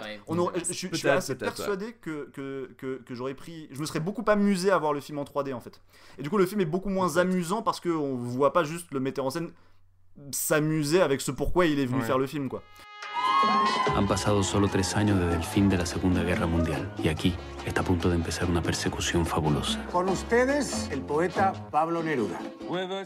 Neruda, qu'est-ce que vous avez pensé de ces films? Alors, vous l'avez vu tous les deux d'ailleurs ou Arthur, tu l'as vu aussi? Alors, vu ce matin à 8h55 au Hall et j'ai enchaîné avec la Grande Muraille. 8h55 non, mais Ah ouais, d'accord. Toi, t'es en mode podcast. C'est-à-dire que genre, là, en fait, je vais pas vous mentir, hein, je pense un peu à haute voix, c'est-à-dire que je suis sorti de la salle de cinéma après avoir vu 2 films et puis je vous en parle comme si je savais tout à fait ce que j'en pensais. Alors, c'est le principe du podcast. Le truc avec Neruda, c'est que c'est un film qui m'a pris complètement au dépourvu, c'est-à-dire c'est pas du tout ce à quoi je m'attendais, et je m'étais dit qu'il fallait que je le voie une deuxième fois avant d'en parler pour le podcast, parce que j'ai beaucoup d'interrogations sur ce film. J'ai pas eu le temps de le faire. Et tu l'as fait ? Donc ça va rester au stade de l'interrogation, on va dire, sur beaucoup de points. Je suis pas sûr de savoir tout à fait bien encore ce que je pense du film. Je délibère encore pas mal avec lui. Pour être honnête, commençons quand même par dire que je me suis poliment ennuyé pendant une bonne partie du film. Et on pourra ensuite discuter de pourquoi, hein, d'ailleurs, parce que c'est intéressant. Après, je vois bien que c'est un film qui a de la richesse thématique, qui a quelques propositions de forme à droite à gauche, même si ça on pourra en parler aussi parce que je suis loin d'être convaincu partout. Ouais. Et en plus de ça, j'ai tendance à penser que c'est souvent un peu paresseux et très redondant, ce qui je trouve pose problème. Mais on pourra y revenir après plus en détail. Et voilà. Donc c'est le réalisateur, c'est Pablo Larraín, qui est un réalisateur que je connais bien, je crois que j'ai vu tous ses films. Et il y a en fait toujours le même thème qui jusqu'à maintenant a traversé toute sa filmographie, c'est la dictature de Pinochet. Qui fait une apparition et l'histoire du Chili et son rapport avec sa politique, quoi. C'est-à-dire que son premier film, c'était Tony Manero, qui était l'histoire d'un sosie de John Travolta dans La fièvre du samedi soir, durant la dictature de Pinochet, et en fait qui se mettait à tuer des gens pour pouvoir s'acheter des accessoires pour faire Tony Manero dans La fièvre du samedi soir, etc. etc. Et il y avait clairement de toute façon déjà ce rapport avec la culture américaine par le personnage de Tony Manero, et la manière dont le Chili se tue lui-même en fait pour essayer de ressembler à cette culture américaine. C'était présent là. Il a ensuite fait post-mortem sur la fin de la présidence de Salvador Allende et le coup d'état de Pinochet. Après, il a fait un film qui pour moi est un chef-d'œuvre, et son seul film abouti à ce jour, c'est Non. Mais j'en ai entendu parler, mais je l'ai pas vu. Sur le plébiscite qui a viré Pinochet du pouvoir, et où on suivait le directeur marketing de la campagne pour le Non, qui était déjà joué par Gaël Garcia Bernal. Okay. Oui, et ici, à nouveau, il parle de l'histoire du Chili en parlant de Pablo Neruda, un poète et homme politique communiste chilien. Et s'il y a quelque chose qui traverse un peu toute cette filmographie, c'est cette idée que le Chili s'est fait voler son histoire par les États-Unis, grosso modo. Puisque c'est un pays qui, visiblement, en tout cas, il le montre comme un pays dont la population est plutôt de gauche, aurait voulu sans doute se rapprocher un peu plus du communisme, et en fait ce destin leur a été volé un peu par les États-Unis, qui a voulu placer Pinochet au pouvoir. Oui, et d'ailleurs même ce dictateur-là est présenté comme un peu un laquais des États-Unis déjà. États-Unis, du pouvoir américain. Et en fait, et c'est un homme de gauche d'ailleurs. Il y a quelque chose, c'est que j'étais rentré dans le film vraiment en pensant qu'il allait vraiment parler de cette histoire-là, etc., etc. Et bizarrement, en regardant Neruda, j'ai pas l'impression que ce soit vraiment le cœur du film. Pas du tout. C'est-à-dire que j'ai l'impression que le film part autre part, et on va peut-être en parler un peu plus tard. J'ai l'impression que ce film parle de comment se crée l'histoire, de quel rapport les hommes ont par rapport à l'histoire, et comment en fait on crée par la fiction un grand homme. Il y a un rapport entre la fiction et l'histoire avec un grand H. Enfin, il y a beaucoup de thèmes assez complexes. Le film est volontairement hermétique par moments pour alors je sais pas si c'est de la pause ou si c'est une volonté pour que le spectateur aille chercher ce qu'il a cherché dans le film. On va pouvoir en discuter, mais en tout cas c'est un film qui m'a étonné sur le plan thématique, sur le plan formel, sur le plan et j'étais vraiment je regardais le film, et à chaque moment je me demandais un peu où j'étais, quoi. Voilà. Bon, alors simplement pour resituer, ça parle d'un poète, écrivain / sénateur chilien, qui va subir une chasse à l'homme, disons, étant donné que le parti communiste étant tombé, comment dirais-je, dans le domaine quasiment criminel par le gouvernement marionnettisé par les Américains, ce sénateur communiste va devoir donc partir, s'exiler, en tout cas tenter de s'exiler, puis ensuite se cacher et rater son exil, et en fait se cacher plus ou moins au Chili en tentant de s'évader de cette espèce d'inspecteur ou de chef de la police qui est Oscar Peluchono, qui est joué par Gaël Garcia Bernal. Alors, et le film, il était un peu marketé en mode, voilà, et vous allez voir que ce poète va en fait laisser des indices à l'inspecteur et va se créer une sorte voilà, de jeu de chat et de la souris, etc. Et en fait, c'est faux, quoi, parce que ça arrive à la limite dans une scène et demie, et franchement, dans la moitié, enfin, pas la moitié du film, mais quasiment après les 15 premières minutes, le film n'a aucun rapport vraiment avec ça. Pas de rapport, effectivement, comme tu le dis non plus, à ce que je m'attendais peut-être un petit peu à ça, une petite pensée politique, et je m'attendais à la limite à de la poésie, et j'en ai eu à la fin de ce film que j'ai vraiment, par contre, vraiment beaucoup apprécié.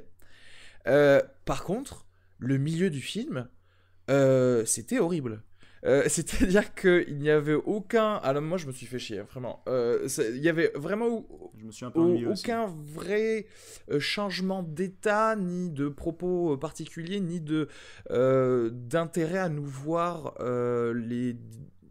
voir le Neruda se cacher à tel ou tel endroit. D'ailleurs, en fait, il le fait pas, il se cache pas, il reste pendant assez longtemps dans un même endroit. Non, mais en fait, Vas-y, pardon. En fait, le truc c'est que c'est un faux thriller. C'est-à-dire que pendant un bout de temps, on se dit d'accord, en fait, cette histoire, ça va être l'histoire d'un thriller, grosso modo, c'est-à-dire quelqu'un qui est en train d'essayer de fuir une autre personne, qui en l'occurrence est un commissaire de police, et va lui échapper. Du coup, on va passer par tous les codes du thriller, etc. Le film, en fait, n'est pas du tout ça. Notamment parce qu'en fait, et c'est quelque chose où il y a déjà des clés de lecture en fait dès le début du film, mais qu'on capte pas forcément tout de suite. Moi, j'ai mis un peu du temps quand même à comprendre tout à fait ce qui était à l'œuvre, mais c'est qu'en fait, ce personnage de policier, c'est un personnage fantasmé par Neruda.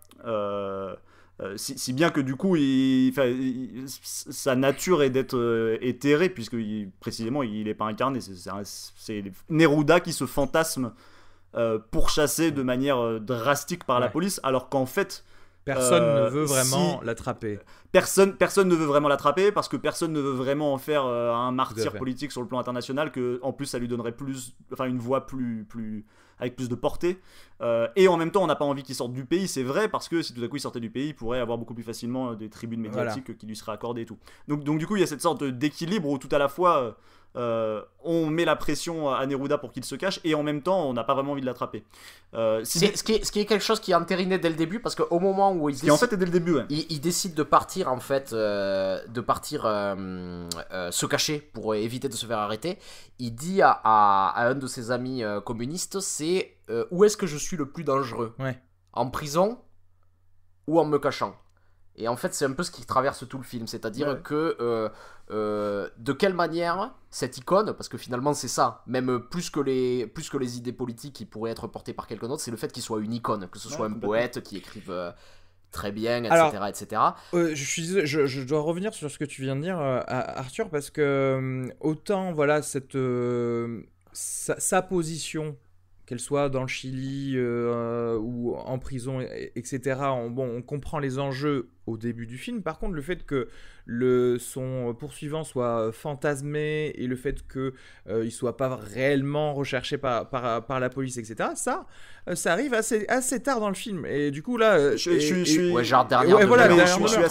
Non, mais je suis d'accord avec toi. C'est-à-dire qu'en vrai, on se met à relire le film à l'aune d'informations qui nous parviennent assez tardivement. Voilà, c'est ça parce que dit comme ça, les gens pourraient croire que c'est bien dès le début. Non, mais pardon, non, complètement. Je me suis mal exprimé. Non, enfin, tu l'as bien fait, mais c'est juste il faut. Et ce d'autant plus d'ailleurs que pour être honnête, j'ai ressenti ce que tu as ressenti, c'est-à-dire que pendant 2/3 du film, je pensais quand même qu'on s'inscrivait dans le genre du thriller.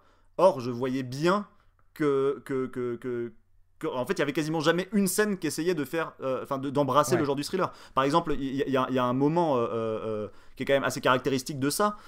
C'est à un moment donné, le personnage se retrouve à aller dans un bordel alors qu'il est supposé se cacher. Il se retrouve dans ce bordel, il y a toute une scène qui se passe avec un chanteur dans ce bordel, etc. Et tout à coup le policier en fait arrive, et on se dit wow, il va y avoir une scène de suspense. Est-ce que Neruda va réussir à s'exfiltrer de cet endroit sans se faire attraper par la police? Et en fait, cette scène n'advient pas du tout. Mais du tout. C'est-à-dire que, en gros. Non, on nous montre. Mais on peut le spoiler. Enfin, je veux dire, En fait, quand le policier arrive, on ne sait pas s'il est là on encore sait là pas ou pas. s'il est déjà parti ou non. On peut supposer qu'il s'est caché. Mais on n'en est pas Mais sûr. on n'en est pas en fait. sûr parce que la mise en scène ne nous le montre pas. Et en fait, le policier finit par repartir et on découvre que Neruda s'était affublé d'une perruque pour se faire passer pour une femme. Il était en fait caché parmi les prostituées. Ouais. Et donc, en fait, le film n'essaie jamais de construire un Oui, suspense. jamais. mais ceci dit, c'est Jamais. possible. Enfin, je veux dire, on peut très bien réussir sans film sans ça. Effectivement, bon, c'est pas assez rapidement. On se dit bon bah ok, ce sera pas un thriller, c'est pas grave. Et on rentre dans le burlesque un peu du mec qui se cache en pleine vue de tout le monde, et c'est un petit gimmick qui revient dans le film, notamment où à un moment, tu sais, on dirait il se met à la place d'une photo de portrait chez un photographe, alors qu'en fait c'est C'est vraiment pas mal, lui. ça. Voilà, C'est c'est une chouette idée de mise en ouais, scène. Ouais. exactement. Il y a des bonnes petites idées de mise en scène assez oniriques en fait qui arrivent en plein milieu de dialogue où tu vois deux personnes qui se parlent d'une certaine manière, mais en fait le plan d'après ils sont en train de se parler de beaucoup plus près, oui, etc. c'est complètement Ouais, déconstruit. et dans Alors la ça manière par contre, à mode j'aimerais Manhattan, quand même bien dire un truc sur ça. Ouais, C'est que en effet, c'est déjà dans le film. Enfin, c'est au tout début du film, ça. ouais. C'est-à-dire que mais c'est tout lâché. de suite, il y a des conversations en fait qui se passent dans la continuité de la conversation, mais dans différents Tout à décors. fait. Donc, ce qui du coup genre nous fait tout à fait sentir qu'il y a quelque chose de déréalisé en fait là-dedans, même si on le comprend pas de manière si nette tout de suite, mais on recompose les morceaux ensuite. Mais du coup, genre, je trouve qu'il y a quelque chose d'assez pauvre en termes de mise en scène ici, c'est que avoir une fois cette idée, je trouve ça chouette. Mais l'idée est déclinée littéralement 8 fois dans le récit, ou je sais pas, ou 10 fois, c'est invraisemblable. C'est-à-dire que toutes les conversations sont montées sur ce mode-là, et sont pensées sur ce mode-là, sur le plan formel. Ouais. Et ce qui, du coup, genre, a abouti à une chose, c'est que juste le type a eu une bonne idée, Il l'a et il fait. les sort, mais alors, genre. Et en fait, pour te dire, ça dessert les dialogues aussi, en fait. C'est vrai, mais qui sont très nombreux. Et Ils du sont coup, très très nombreux. Et du coup, c'est vrai que, après, voilà, on m'avait parlé de ce metteur en scène, etc. Et tout. J'avoue que c'est pas que j'ai été déçu, parce que c'est pas une mauvaise idée en soi, mais c'est juste que c'est toujours la même chose à un moment donné. À répéter une idée, on sent qu'à un moment donné, il y a quelque chose de faible sur le plan formel. Après, je vous trouve un peu sévère sur le milieu du film, parce que je trouve que le film a quand même des qualités. C'est déjà l'interprétation Ouais, c'est Oui, vrai. que je bien trouve sûr. que je trouve globalement formidable sur tout le monde, surtout. Et je me souviens notamment d'une séquence qui m'a beaucoup ému, c'est-à-dire que Lui surtout après est très bon d'ailleurs. Ouais. L'interprète de Neruda est vraiment Luis Gnecco. très très solide. Et il y a une séquence, après la séquence du bordel, où il y a le policier qui va interroger le chanteur travesti qui a parlé avec Neruda. Ouais. Et en fait, c'est un moment extrêmement touchant. Ouais, c'est très beau ça. Parce que, en fait, au milieu de cette société fascisante, il y a ce personnage comme ça de travesti homosexuel un peu différent qui raconte à Gaël Garcia Bernal et qui joue super bien c'est très, très fort. ce type, et qui lui dit en fait Neruda c'est le premier homme à m'avoir regardé, à m'avoir parlé d'homme à homme. Ouais, et à m'avoir considéré comme son égal, alors son que égal, c'est c'est ça. un immense poète et que moi je suis juste un suis pauvre rien. chanteur de bordel. Et ce qui amène à plusieurs choses, parce que c'est vrai que le film est complexe, puisque c'est l'histoire de Neruda, un communiste, vu du point de vue d'un policier fasciste fantasmé par Ouais, c'est ça, voilà. mais c'est ça. C'est-à-dire qu'en fait, les deux personnages principaux sont sans cesse en train de se fantasmer, mais Ouais. du coup, sachant que tout part de Neruda, bien sûr, mais sont sans cesse en train de dialoguer à distance Tout à fait. dans la manière dont ils Mais- se perçoivent. mais Et donc, du coup, nous, on perçoit. Tout à fait. Et du coup, c'est pas mal parce qu'il est assez critique aussi de sa propre façon de vivre sa politique de gauche, parce Alors, qu'il est quand même, il fait partie des nantis. Critique ou c'est là où c'est compliqué, c'est critique ou caricatural. Enfin, il sait qu'il est une caricature de la bourgeoisie de gauche de son pays, Ça, tu c'est vois, vrai. et, Ouais, c'est vrai. et il en parle, mais par la voix de Peluchono. Et c'est assez drôle. Il y a une scène en fait où on se rend compte vraiment de ce. D'ailleurs, qui n'est pas du tout déréalisé par ce principe de mise en scène qui met en place dans la plupart des scènes. C'est à un moment donné, il y a une serveuse dans une scène. Moi, je trouve que c'est la plus belle scène C'est du une film. belle scène. Et là aussi, à nouveau, cette femme qui joue que dans cette scène, elle est formidable. Je suis d'accord. Alors, parce que. Et, Ouais, vas-y. et excuse-moi. donc, juste pour raconter la scène, il y a une serveuse qui vient la voir et qui lui dit qu'elle aime sa poésie, elle aime ses idées politiques et elle veut avoir une dédicace. Et en fait, à ce moment-là, elle lui dit plusieurs choses. Déjà, elle lui dit: en fait, j'aimerais savoir quand le communisme arrivera, est-ce qu'on vivra tous comme moi ou comme vous? Parce que si on vit tous comme moi, en fait, je crois que c'est pas la peine. Et là, Neruda sait pas quoi répondre. Il répond un truc, mais c'est pas du tout sincère. Tu vois, il dit on vivra comme moi, ça sera formidable. Il finit par répondre et en fait par mentir. Par mentir. C'est-à-dire par dire on vivra comme moi, alors qu'il sait pertinemment que ce ne sera pas le cas. C'est ça. Et ensuite, il lui dit une deuxième chose et qui est vraiment la clé de lecture du film. C'est-à-dire qu'elle lui dit de toute façon, là vous vous cachez, mais on sait tous que c'est une mascarade parce que les autorités vous arrêteront jamais vraiment. Complètement. Parce que si on vous arrête, en fait, la communauté internationale l'acceptera jamais parce que vous êtes un grand artiste. Ce qui est vrai en fait, c'est-à-dire qu'on le voit maintenant. La dernière fois que ça s'est passé, c'était Jafar Panahi et ça a été un pataquès pas possible. À raison, hein. C'est-à-dire que quand Jafar Panahi a été arrêté par les autorités iraniennes, ça a été un scandale international. Et à raison.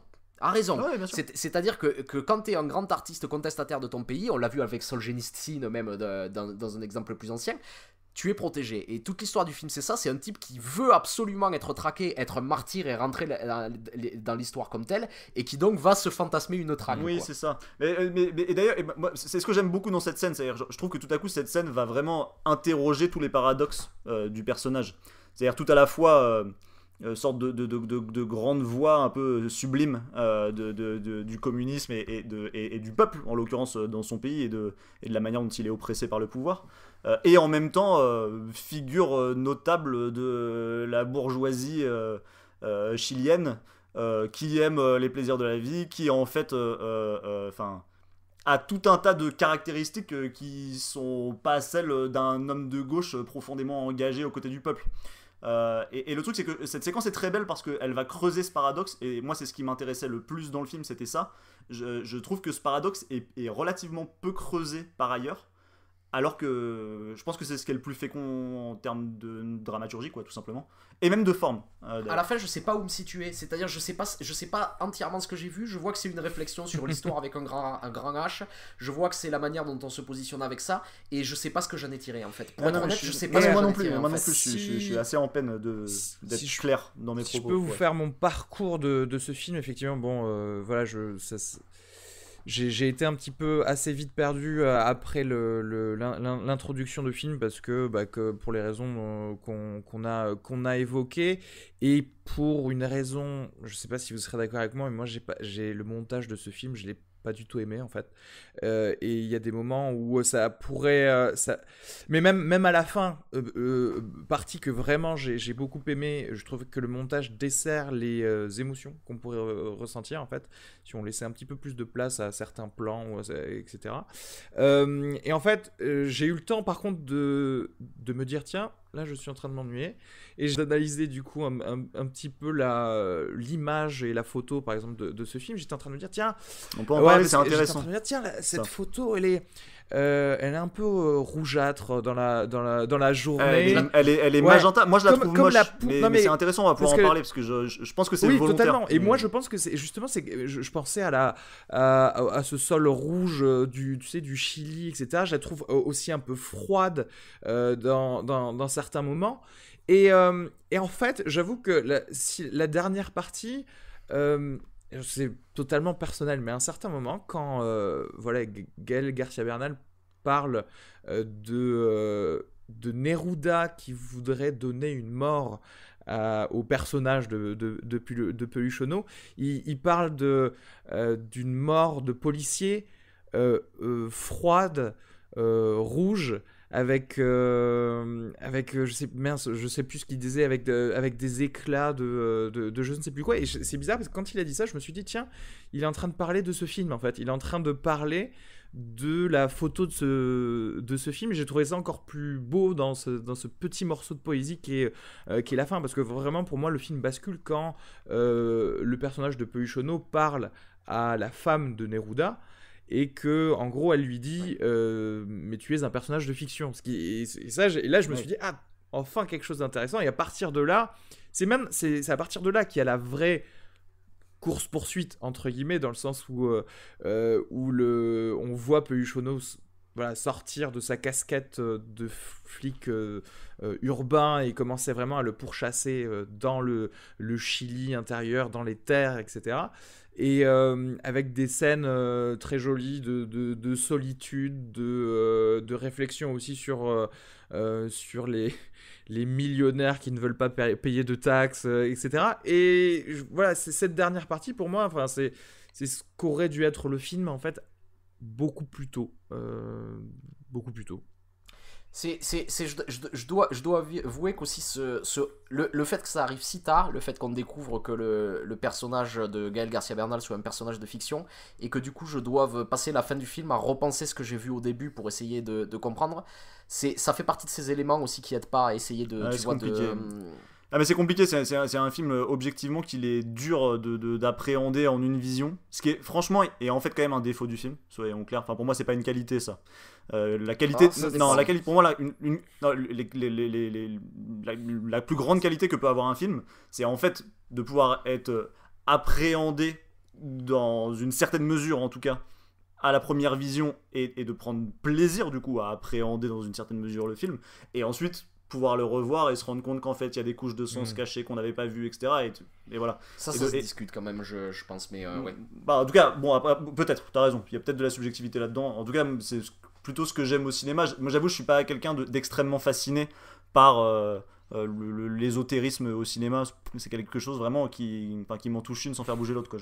Vraiment ça m'intéresse pas beaucoup, ouais. mais après là j'avoue que c'est subjectif et que c'est personnel, et que je peux comprendre aussi quelqu'un me dise ah tu te rends pas compte, c'est formidable de découvrir un film en 3 fois et en fait tu te rends compte à la 3e vision que c'était un chef-d'œuvre. Ouais. Moi je trouve ça discutable, mais simplement, mais aussi pour une bonne raison, c'est que je continue de penser que le cinéma est un art populaire. Et du coup, je pense que ça c'est une approche anti-populaire. Tu le trouves trop hermétique en fait. Et qui prend le cinéma à contre-pied. Ce qui peut être intéressant à nouveau, genre c'est juste que c'est pas ma cam. Ouais. Ouais. Oui, mais là en fait tu touches un désaccord, parce que en fait j'ai lu une interview de Pablo Larraín, et qui a expliqué qu'il avait écrit avec son scénariste Guillermo Calderón une première version du scénario qui était beaucoup plus linéaire, ouais. Et qu'ils ont décidé de le retravailler en faisant exprès d'être plus hermétique. Okay. C'est-à-dire qu'il va à l'opposé de ce que... C'est-à-dire que c'était une volonté... Et après, la question c'est de se demander, est-ce que c'est vraiment... Et j'ai pas la réponse, hein, est-ce que c'est vraiment pour essayer de mieux parler du fond, de mieux parler de ce dont il voulait parler, ou est-ce que c'est de la pause, quoi? Ouais, bien sûr. Non, mais c'est compliqué. Mais de fait, c'est des films qui sont souvent durs à analyser. Et d'ailleurs, c'est les films qui sont les plus durs à faire, parce que c'est toujours la même chose. Pour réussir à très bien écrire une histoire comme ça et à la rendre satisfaisante pour le spectateur, même dès la première vision, en fait, il faut avoir une compréhension très très très fine des rouages d'une dramaturgie classique, pour savoir à quel endroit je peux déconstruire, à quel endroit je peux prendre à contre-pied, comment le faire, etc. Et il y a des cinéastes qui le font très bien. Enfin, je veux dire, David Lynch est un cinéaste hyper intéressant. C'est quelqu'un qui a un rapport au récit très très très singulier. Mais c'est quelqu'un qui réussit toujours à faire en sorte, pour moi en tout cas, que le premier visionnage du film soit satisfaisant. Oui.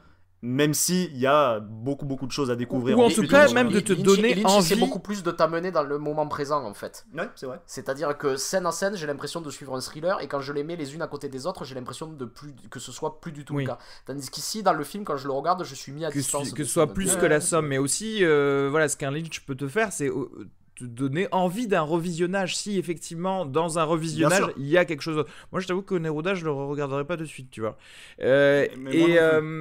Après moi ce que j'ai imaginé c'est que c'est une tentative d'hommage à Neruda de construire le film comme un poème, parce que et l'herméticité du film ça viendrait de là. Je connais pas l'œuvre de Neruda, je connais trop mal son œuvre. Ouais, mais c'est pas du tout. Enfin, c'est une ligne à mon avis, c'est une grille de lecture qui fait du sens. Je pense qu'elle est vraie en vrai. Oui, probablement. Le fait est que la vérité, c'est que je ne pourrais pas te redire ce qui s'est passé au milieu du film, parce que pour moi, il s'est rien passé. Donc c'est vrai que je comprends pas trop. D'ailleurs, toi qui parlais de la rapide apparition de Pinochet, franchement, elle était inutile en vrai. Il voulait pas vraiment dire quelque chose avec cette mini. C'était un plan, tu vois. Sans doute qu'il y a quelque chose, mais c'est difficile à appréhender. C'est-à-dire que quand tout d'un coup on appelle un soldat et on lui dit Pinochet, pourquoi il y a un truc qui se déclenche, mais tu sais pas pourquoi. Et ça va nulle part. Enfin, je sais pas, j'ai l'impression, on aurait dit un caméo d'un Marvel, tu sais.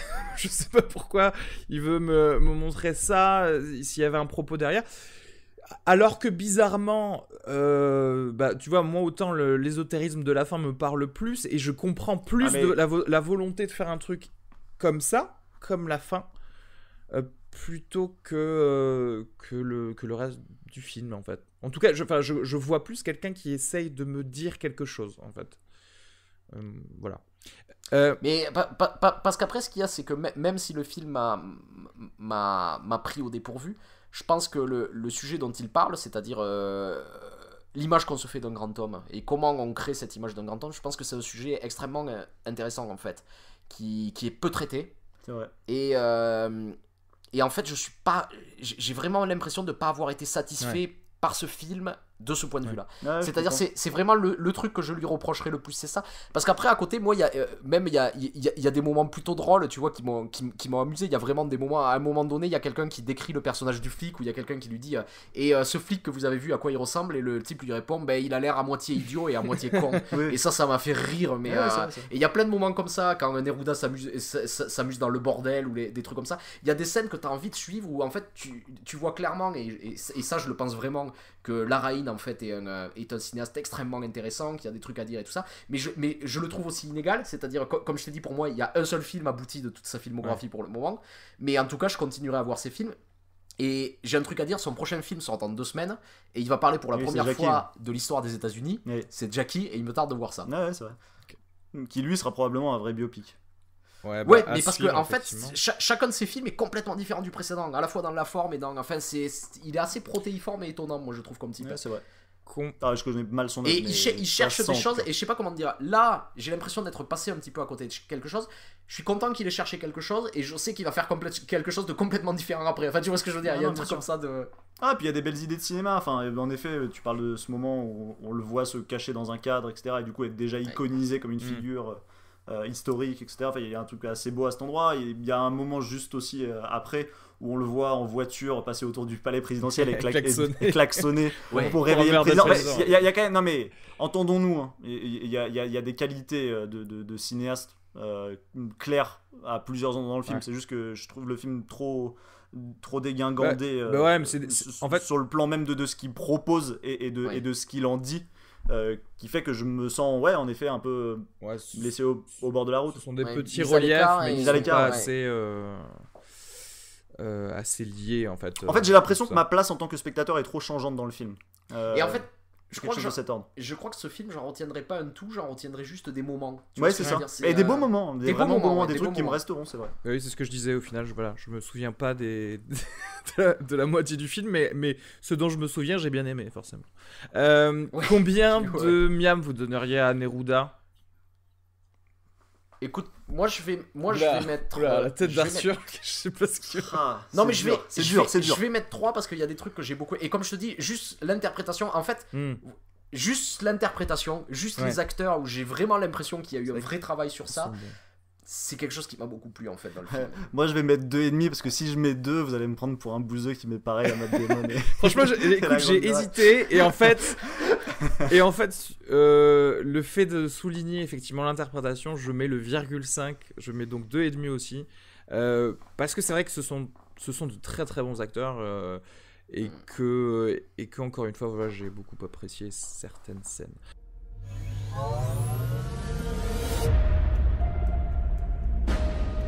Nous avons embarqué sur la Valonne pour une destination Athènes.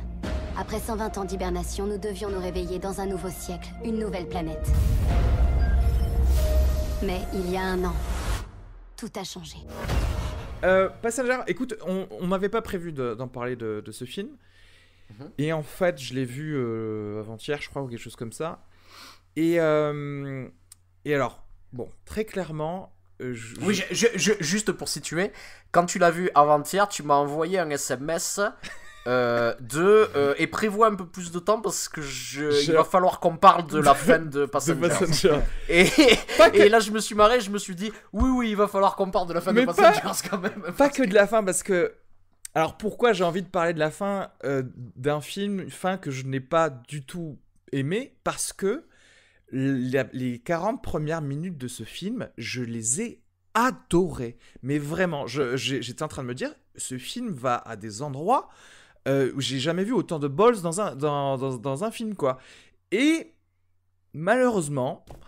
bon, est-ce qu'on peut dire genre spoiler alert, parce que en fait non, mais là on va faire on va que spoiler. Voilà, de base on spoil maintenant. Ok, regardez, rapidement on retrace le tout. Une compagnie de voyage interstellaire emmène des colons depuis la Terre vers la planète Homestead 2. Le voyage va durer 120 ans. Tout le monde est en hibernation dans ce voyage. Et normalement, voilà, tu sors comme un Esquimau une fois que tu es arrivé sur la planète d'arrivée. Sauf que on connaît des avaries parce qu'il y a eu des petites météorites qui posaient problème. Et il y a un pod d'hibernation qui s'ouvre. Problème est que c'est un des voyageurs qui se retrouve avec 90 ans de voyage qui lui reste au lieu de se réveiller à côté de la planète. Et il est tout seul, ce gars. Et on suit Chris Pratt qui joue très très bien, et je trouve que la mise en scène était vraiment pas mal pour sentir petit à petit sa solitude, sa détresse, parce que il ne peut pas contacter la Terre rapidement, c'est-à-dire qu'il risque de recevoir une réponse dans 55 ans parce que forcément tout le monde parce qu'il voyage à 50% de la vitesse de la lumière, donc il voyage très vite et il est déjà trop loin pour que ce soit intéressant, et malheureusement il ne peut pas lui-même se réhiberner. Donc tu te dis ok, ce mec va mourir de vieillesse seul comme une merde, quoi. Et c'est un concept très intéressant, ouais, voilà, où se foutre en l'air. Et c'est un concept très intéressant, et on comprend vraiment tous les stades de son cerveau et de sa pensée. C'est le principe de l'île déserte. Hein. Voilà. Là, à ce moment-là, on passe à Robinson Crusoe. Alors, et il en fait de l'île déserte, mais il en fait mention. Que du coup, voilà. Spoiler, une exception près, c'est que il pourrait, pour se sentir moins seul, réveiller quelqu'un. Et juste là, d'où idée de génie. Ouais. Un homme perdu sur une île déserte décide d'amener de force un autre personnage sur cette île. Voilà, pour ne plus être seul.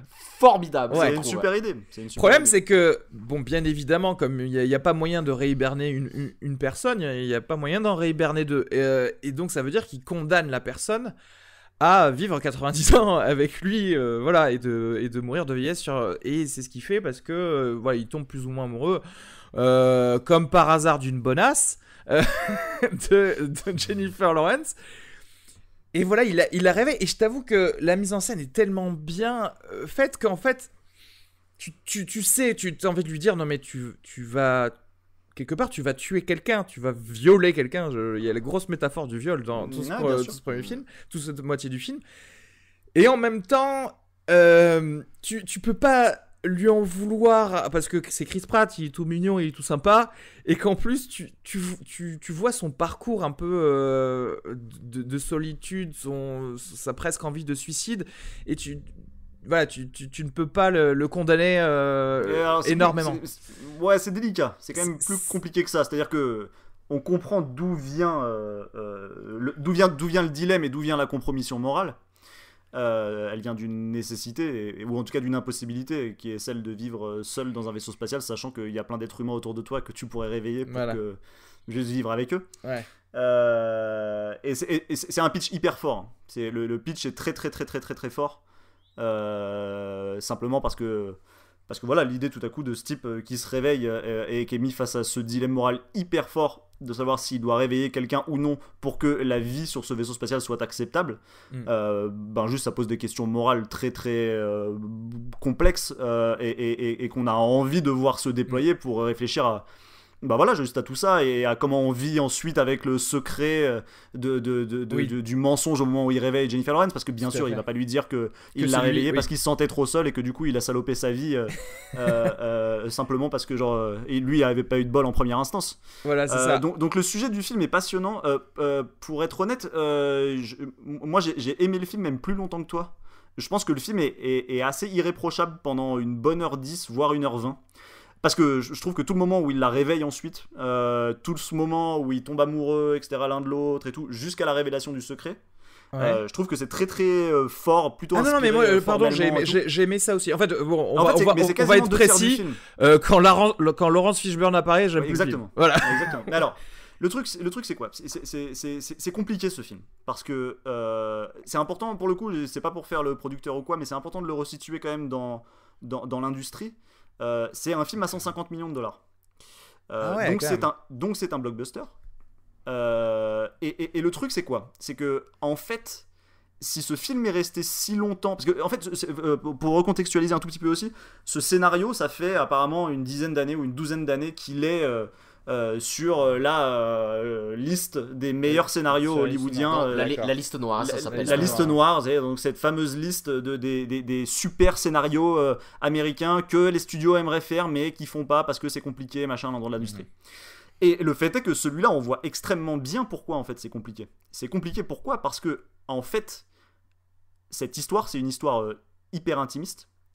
C'est pas une histoire spectaculaire. Et en même temps, c'est un film qui coûte extrêmement cher si on veut être ambitieux formellement. Parce que même dans sa première partie, quand tout à coup on a des énormes situation shots du vaisseau, lui qui se met genre à se balader sur le vaisseau, à sauter dans l'espace, etc. Et tout. Enfin, je veux dire, il y a des effets spéciaux en veux-tu en voilà, et c'est pas un huis clos juste en intérieur hyper aride. Ce que ça aurait peut-être pu être d'ailleurs, mais bon, peu importe, c'est un autre film. Oui, ils auraient pu le faire à la Moon ou quelque chose comme ça. Mais toujours est-il que du coup, ce qui est compliqué pour le film, c'est qu'en fait, le film se retrouve rattrapé par le contexte dans lequel il est fabriqué et son positionnement dans l'industrie, puisque, en gros, à un moment donné, soyons clairs, ce qui se passe, c'est que des gens, des exécutifs des studios disent « Non mais attendez les gars, c'est mortel ce que vous êtes en train de faire, mais par contre, nous on vous signe un chèque de 150 millions de dollars. » Donc en fait, il n'est pas question que ce soit juste un drame intime avec une question morale forte qui se déroule pendant 2 heures, parce que en vrai, on ne rentabilisera jamais ce film. Donc c'est hors de question. Donc si vous voulez le faire, ok, mais il faut qu'à un moment donné vous fassiez revenir le spectaculaire dans le récit. Et le problème, c'est que c'est quoi ? C'est que quand le spectaculaire revient, en fait, du coup, toute la question morale et la question intime qui se joue entre ces deux personnages passe à la trappe. Et passe à la trappe au point de poser un problème presque moral à nouveau, mais de discours que tu produis en tant que cinéaste. Même si, attention, moi je pense que clairement le cinéaste ne se rend pas compte que, par exemple, ce qu'il raconte de Jennifer Lawrence et des femmes ici, c'est hyper compliqué. Parce que en fait, il se rend pas compte que d'une certaine manière, il se retrouve avec une drôle de figure de proue qui s'ignore d'une forme de culture du viol où finalement c'est ok. Elle le voulait. Non, c'est pas ça en fait, mais ça joue en 2 temps d'ailleurs, ça, parce que c'est pas dit comme ça et enfin tout à fait. C'est juste que en fait en le mettant sous le tapis, en fait c'est mis sous le tapis en plusieurs temps. C'est-à-dire que du coup tout à coup genre le vaisseau est sur le point de risquer d'exploser en vol et du coup ils vont tous mourir, etc. Et ça produit 2 choses. Ça produit une discussion avec Laurence Fishburne qui dit à Jennifer Lawrence textuellement bon écoute, bien sûr je comprends, c'est vrai que c'est un bâtard d'avoir fait ce qu'il a fait et tout, c'est chaud, il t'a volé ta vie, mais en même temps c'est compliqué, le mec était tout seul, genre on peut le comprendre. Premier problème. Et deuxième problème, en fait, et là c'est un tour de force scénaristique, mais le scénario se met malgré lui à te dire que en fait c'est pas si grave qu'il l'ait réveillé, puisque en fait, de toute façon, depuis le début, ce vaisseau, il courait à sa perte et qu'ils allaient tous crever. Donc finalement, c'était peut-être une chance qu'il l'ait réveillé, puisque c'est grâce à son aide, ou en tout cas genre à la collaboration de ces 2 personnages, qui vont finir par sauver tout le monde. Donc c'est hyper compliqué en fait, ce que se met genre à raconter, malgré lui à nouveau, genre le film. Et de fait, il perd de vue ce qui était crucial dans son histoire, c'est-à-dire qu'est-ce qui se passe à partir du moment où le secret est révélé. Le sentiment de culpabilité de Chris Pratt, l'impossibilité pour cette femme de continuer à voir cet homme comme quelqu'un d'aimable, et juste la question de comment ces 2 personnages peuvent à partir de là continuer à cohabiter. Et je dis pas du tout que je sais ce qu'il aurait fallu faire à cet endroit-là, parce qu'en fait ça pose des questions de récit très complexes, et j'ai pas d'idée de où le scénar devrait aller à partir de là. C'est marrant, on en discutait avec Arnaud il y a quelques jours, et j'en ai discuté par ailleurs avec Bastien qui est venu aussi dans cette émission pour parler de Snowden. Et tous les deux avaient la même intuition que Bergman aurait fait un grand film sur cette histoire. Et c'est vrai, sauf que Bergman n'aurait jamais fait un film à 150 millions, parce qu'on n'aurait jamais donné 150 millions à Bergman, ça aurait été une folie. Donc c'est compliqué ce film, c'est vraiment très compliqué. Et je suis d'autant plus embêté que, comme toi, Areski, pendant vraiment 1h15, 1h20, j'ai vraiment beaucoup aimé le film, et je m'attendais en fait à être face à un morceau de cinéma, quoi. Parce que contrairement à ce que des gens ont dit, le film est très bien mis en scène pendant 7h20, et c'est pas du tout juste un type qui torche des plans comme un manche, c'est pas le cas. Parce que en fait pendant 7h20, et effectivement, juste après la révélation de ce viol, du coup, à Jennifer Lawrence, c'est pas fini. C'est-à-dire que moi, j'étais en train de me dire, putain, je suis en train de regarder ça en salle 1 du Gaumont. Et c'est un film hollywoodien, et putain, mais c'est énorme, c'est trop bien, j'arrive pas à croire qu'ils aient eu l'audace de faire ça. Et le point culminant est ultra émotionnel, c'est un moment, elle arrive dans sa chambre, et elle le bat, elle le cogne, quoi. Et t'es là, c'est incroyablement fort, t'es tellement avec elle, et en même temps, voilà, il y a plein de choses qui passent par ta tête, et c'est ça c'est du cinéma, tu vois. Et après... Et après, tout part en couille, quoi. Et tout part en couille par Laurence Fishburne, le personnage de Laurence Fishburne qui se réveille, qui est un petit peu le policier, justement, à la scène dont tu parlais, le policier qui dit à la femme violée, oui, bon, bah écoutez, c'est pas très grave, hein, de toute façon, on a d'autres problèmes. Et ensuite, on va se perdre, voilà, dans ce petit artifice scénaristique de, bon, écoutez, il va falloir sauver le vaisseau avec 2-3 scènes, avec des réacteurs, du feu et de la gravité qui part en couille. Y avait-il moyen, comment dirais-je, de concilier un petit peu de spectaculaire tout en ne galvaudant pas le reste du propos, ou même si tu voulais aller dans la même direction de le vaisseau allait de toute façon courir à sa perte, etc. Il y avait franchement beaucoup plus d'idées pour reformuler cette fin, donc tout en étant aussi moralement ambigu parce que de fait, si tu présentes un vaisseau qui courait à sa perte, effectivement, tu oublies le fait qu'il y a eu ce problème-là au début du film. Mais je pense que tu pouvais au moins réagencer ça de meilleure manière que tout de suite se dire on va courir dans le vaisseau comme ils l'ont fait. Je crois que c'est un problème presque ontologique du postulat du film. Non, mais je veux dire, si tu voulais faire ça, il y avait moyen de mieux le faire.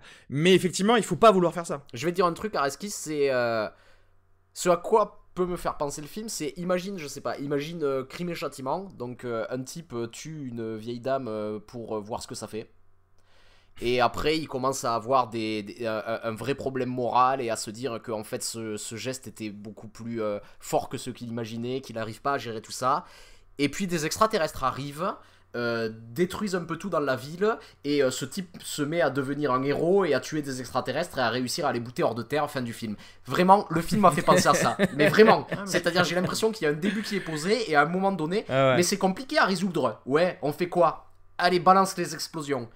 Et c'est vraiment dommage parce que comme vous dites dans cette première partie, ça m'a fait penser vraiment à, je sais pas, à Silent Running dont on a parlé ici, tu vois, vraiment à des grands films comme ça, tu vois, de SF ou de quelque chose qui pose des vraies questions, avec en plus un sujet encore plus fort, c'est-à-dire que quand je vois les prémices de cette histoire, quand je vois déjà que Chris Pratt a un dilemme et se dit est-ce que je vais réveiller une femme pour être ma compagne dans mon malheur, je me dis oh putain, mais ce sujet, il est digne, mais vraiment des sujets les plus forts que j'ai pu voir en cinéma. C'est très très fort. Et le voir évacuer la question comme ça, je trouve ça presque criminel en fait, quoi. Il y a un truc de... Ah mais à nouveau, genre vraiment, je crois que si ce film était sur liste noire depuis si longtemps, c'est parce que il y avait presque une aporie ici, quoi. Je veux dire, un truc qui ne pouvait pas se résoudre entre le blockbuster et en fait les enjeux profonds du film et l'intrigue principale qui était juste une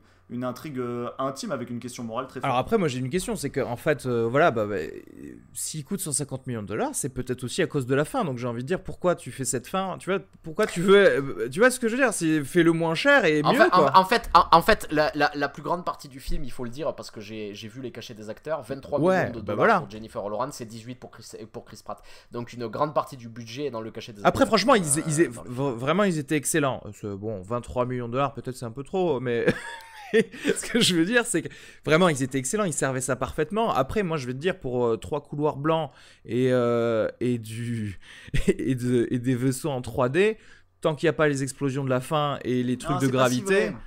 Non, c'est plus compliqué que ça, quand même. Parce qu'il y a tout un world building à l'intérieur de ce vaisseau qui est quand même hyper sophistiqué, qui est quand même hyper pointu. Et il y a beaucoup de plaisir à se promener là-dedans.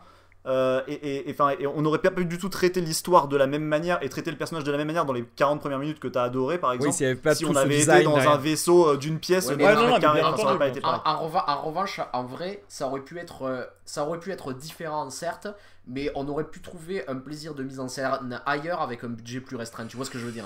Avec la même histoire, quoi. Ouais, avec pas tout à fait la même histoire, je pense, mais pas la même fin, en tout cas. Concept d'histoire. Oui, avec le même pitch. Oui, avec le même pitch, oui. Bon, oui, bien sûr. Après, non, mais parce qu'en fait, la fin de ce film fait que même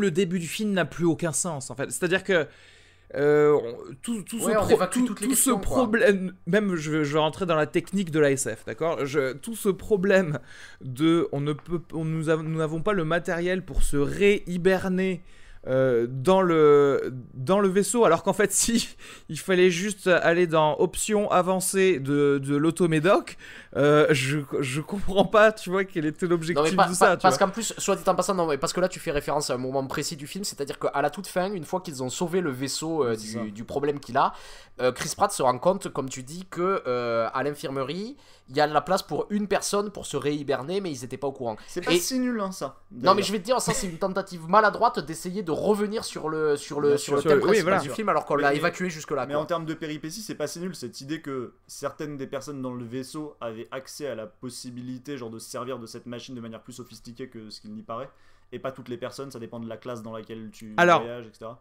Bon, j'en sais rien. Ouais, non, mais d'accord, mais en fait, là, on retombe dans. Parce qu'en fait, du coup, à ce moment-là, le cœur de ce film, c'est le concept d'hibernation.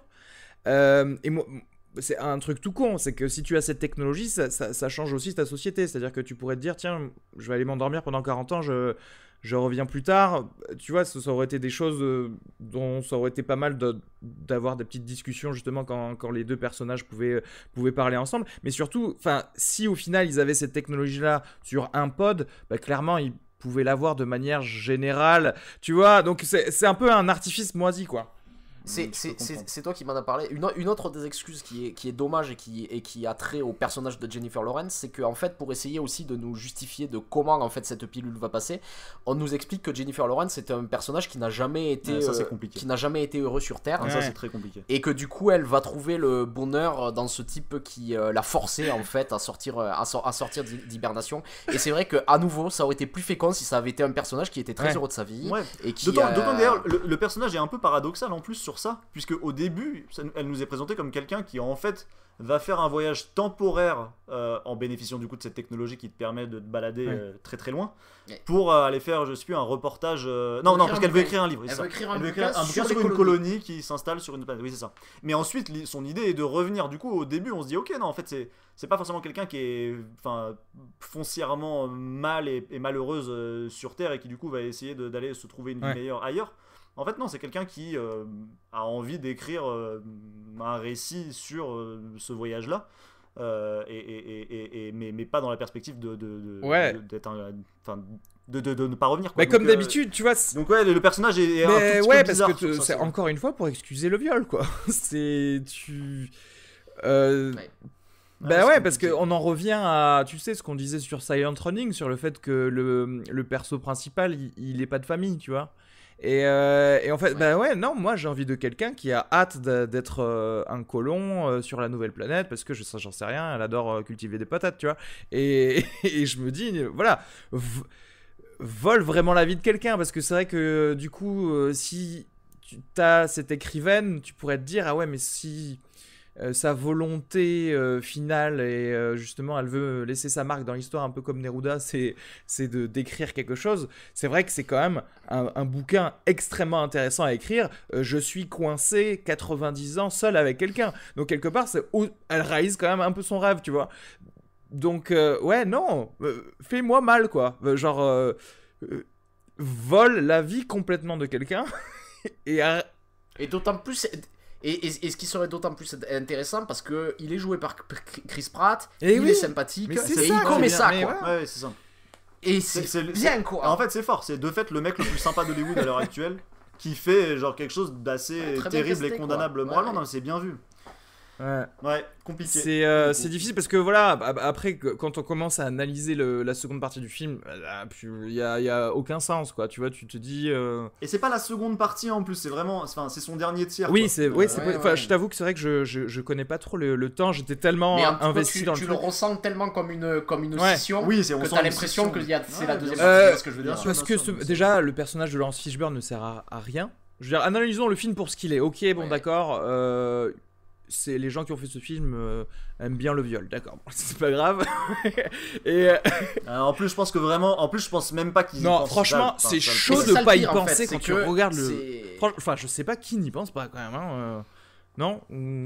Bah non, mais c'est sûr qu'ils y pensent pas, c'est sûr. Enfin, je veux dire, tu penses? Non, mais c'est sûr et certain. C'est chaud quand même. Non, moi, je suis convaincu qu'ils y pensent pas. Mais en fait, c'est un sujet qu'on a abordé plusieurs fois dans ce podcast, mais c'est-à-dire que on l'avait abordé avec Tarzan notamment, où Tarzan, ils avaient l'impression de faire un film antiraciste et tout ça. C'est le film le plus raciste que j'ai vu depuis très longtemps. C'est-à-dire que en se reposant comme ça sur des schémas narratifs, tu vois, un peu classiques et tout ça, tu peux sans faire exprès en fait. Là, c'est. Ouais, j'allais dire c'est plus frappant que... Attends, dans Tarzan c'était frappant aussi. C'était frappant, mais tu vois, ils suivent quand même la ligne directrice du personnage de Tarzan qui a été créé plus ou moins comme ça. Enfin bon, bref.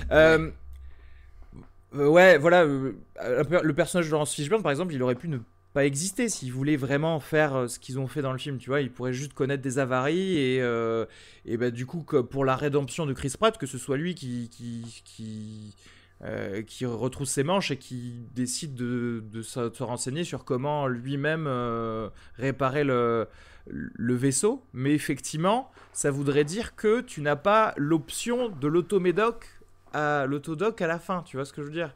Oui, mais déjà à la base, ce truc d'avarie, non, il fallait rester sur l'histoire. Oui, ah oui, c'est ça. Rajouter l'avarie. Mais c'est ça, non, mais le problème c'est que, bon, ils le font, tu vois ce que je veux dire? Même, c'est-à-dire pour le film qu'ils font, tu peux enlever Laurence Fishburne, tu peux changer. Il y a plein de dialogues où parce que je vois ce qu'ils essaient de faire. Ils essayent d'avoir des actions rédemptrices pour Chris Pratt.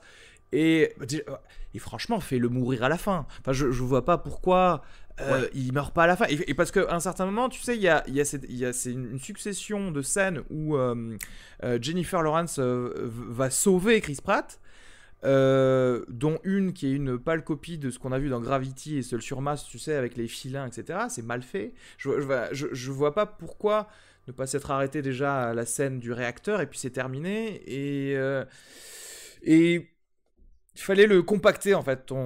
Tu sais, vous disiez, je vois pas comment résoudre cette histoire, mais c'est vrai qu'il y a des moyens. Par exemple, imaginons, tu sais, on parlait de cet accès de colère de Jennifer Lawrence quand elle va le taper dans son lit. Imaginons que là, elle va trop loin et elle le tue. Et là, tout d'un coup, tu rajoutes encore. Tu peux le faire. Et là, tu traites du sujet. Tu vois ce que je veux dire? En vrai, l'histoire que Bergman aurait racontée aurait eu un destin funeste, probablement. Ah non, mais bien entendu.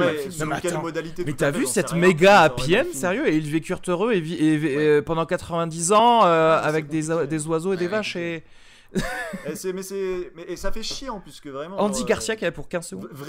Vraiment, j'étais hyper emmerdé en sortant du film parce que j'ai vraiment pris beaucoup de plaisir à voir cette heure 20 de film, quoi, cette première heure 20 de film. Et ouais, c'est pas si souvent qu'un film donne le sentiment de s'effondrer. Et ce truc qui est pas fréquent et encore moins fréquent aujourd'hui à Hollywood, où pendant un super longtemps je me disais, ah putain, mais qu'est-ce qui va se passer, quoi? Mais oui, c'est vrai. Non, mais c'est vrai, ça compte quoi. Ça compte totalement. Non, mais ben voilà, écoutez. Mais tu sais quoi, je ne peux pas quand même détester ce film malgré la fin. Parce que la fin, je l'aime pas. Et en fait, je ne la déteste pas vraiment parce que, comme tu disais, les raisons financières font que, en fait, je le savais qu'ils allaient pas tenir ça pendant tout le film quelque part, tu vois, au fond de moi. Ouais, mais en fait, un film hollywoodien. J'excuse pas sur le, on en a beaucoup parlé avec Arthur. J'excuse pas sur le projet, c'est-à-dire que si tu me dis c'est à la base dans le projet, tu peux pas faire un film comme ça. Ben alors oui, c'est-à-dire que le first draft de ce scénario probablement il a été violé du coup lui aussi, mais ce qui se passe, c'est que moi, je suis optimiste parce que si tu peux me faire 1h20 de film hollywoodien comme ça, eh ben, ça ouvre les portes à d'autres films hollywoodiens où on va se laisser peut-être plus de place pour traiter des choses difficile. Je sais pas si c'est si. Mais parce que ça arrive. Enfin, moi, je pense un film que j'avais beaucoup aimé, je sais pas si c'est le cas d'Areski et d'Arthur, c'est par exemple Seul sur Mars. Moi, j'avais beaucoup aimé, qui reprenait aussi ce principe-là. Et j'avais un gros plaisir de spectateur aussi dans le film, sauf que le film était plus cohérent, quoi, Seul sur Mars. Bon, c'était un sujet plus anecdotique, tu me diras. Ouais. Mais. Ouais, c'est compliqué. Difficile. Combien de miam quand même vous donneriez à ce film? C'est bizarre. Je sais pas comment le. C'est dur à noter. C'est très très dur à noter. En vrai, je sais pas si je peux lui mettre plus de genre 1,5 parce que vraiment je peux pas pardonner la fin en fait. Je sais pas comment te dire. La première partie, je lui mets beaucoup plus. On a le droit à un Joker sur un film. Non mais tu sais quoi, voilà, en fait je vais faire je vais dire ça. Parce que j'ai envie que les gens le voient quand même, mine de rien. Parce que non mais c'est vrai, j'ai envie que les gens aient ce plaisir de voir cette première heure tellement je l'ai aimé. Parce que voilà, la première heure 20 de ce film, je lui donne 4,5 miam sur 5. Vraiment. Parce que j'étais collé à mon siège. Non mais je pense peu ou prou la même chose que toi. Voilà. On va dire que tu as le droit à ton Joker parce que vraiment il y a une dichotomie dans ce film et c'est vrai que c'est très très étrange à noter. Tu vois, c'est nous qui avions un problème de notation pour Showgirls 2 parce que tu vois, on rentrait dans la sphère des nanars et des choses comme ça. Là, c'est pas un nanar, c'est deux films en un. Je sais pas trop quoi dire. Voilà. Ouais. Mais en tout cas. Bon, en tout cas, bah, tu sais quoi, des 3 films dont on a parlé aujourd'hui, c'est plutôt celui-là que je conseillerais à voir bizarrement. Enfin, ils n'ont pas besoin de nous pour remplir leur salle, mais c'est vrai que bon, finalement, c'est devenu littéralement un épisode avec 3 films, en fait, parce qu'on a parlé de tous les films. Bon, bah, du coup, merci à vous deux. On a oublié de dire que PJ était parti, au fait, hein, juste avant Neruda. Et on se retrouve au prochain épisode alors, et n'oubliez pas de vous abonner sur iTunes à fin de séance, d'aimer la page Facebook, le Twitter, etc. Merci à vous deux encore une fois et je vous dis à très vite. Merci. Salut. Bisous.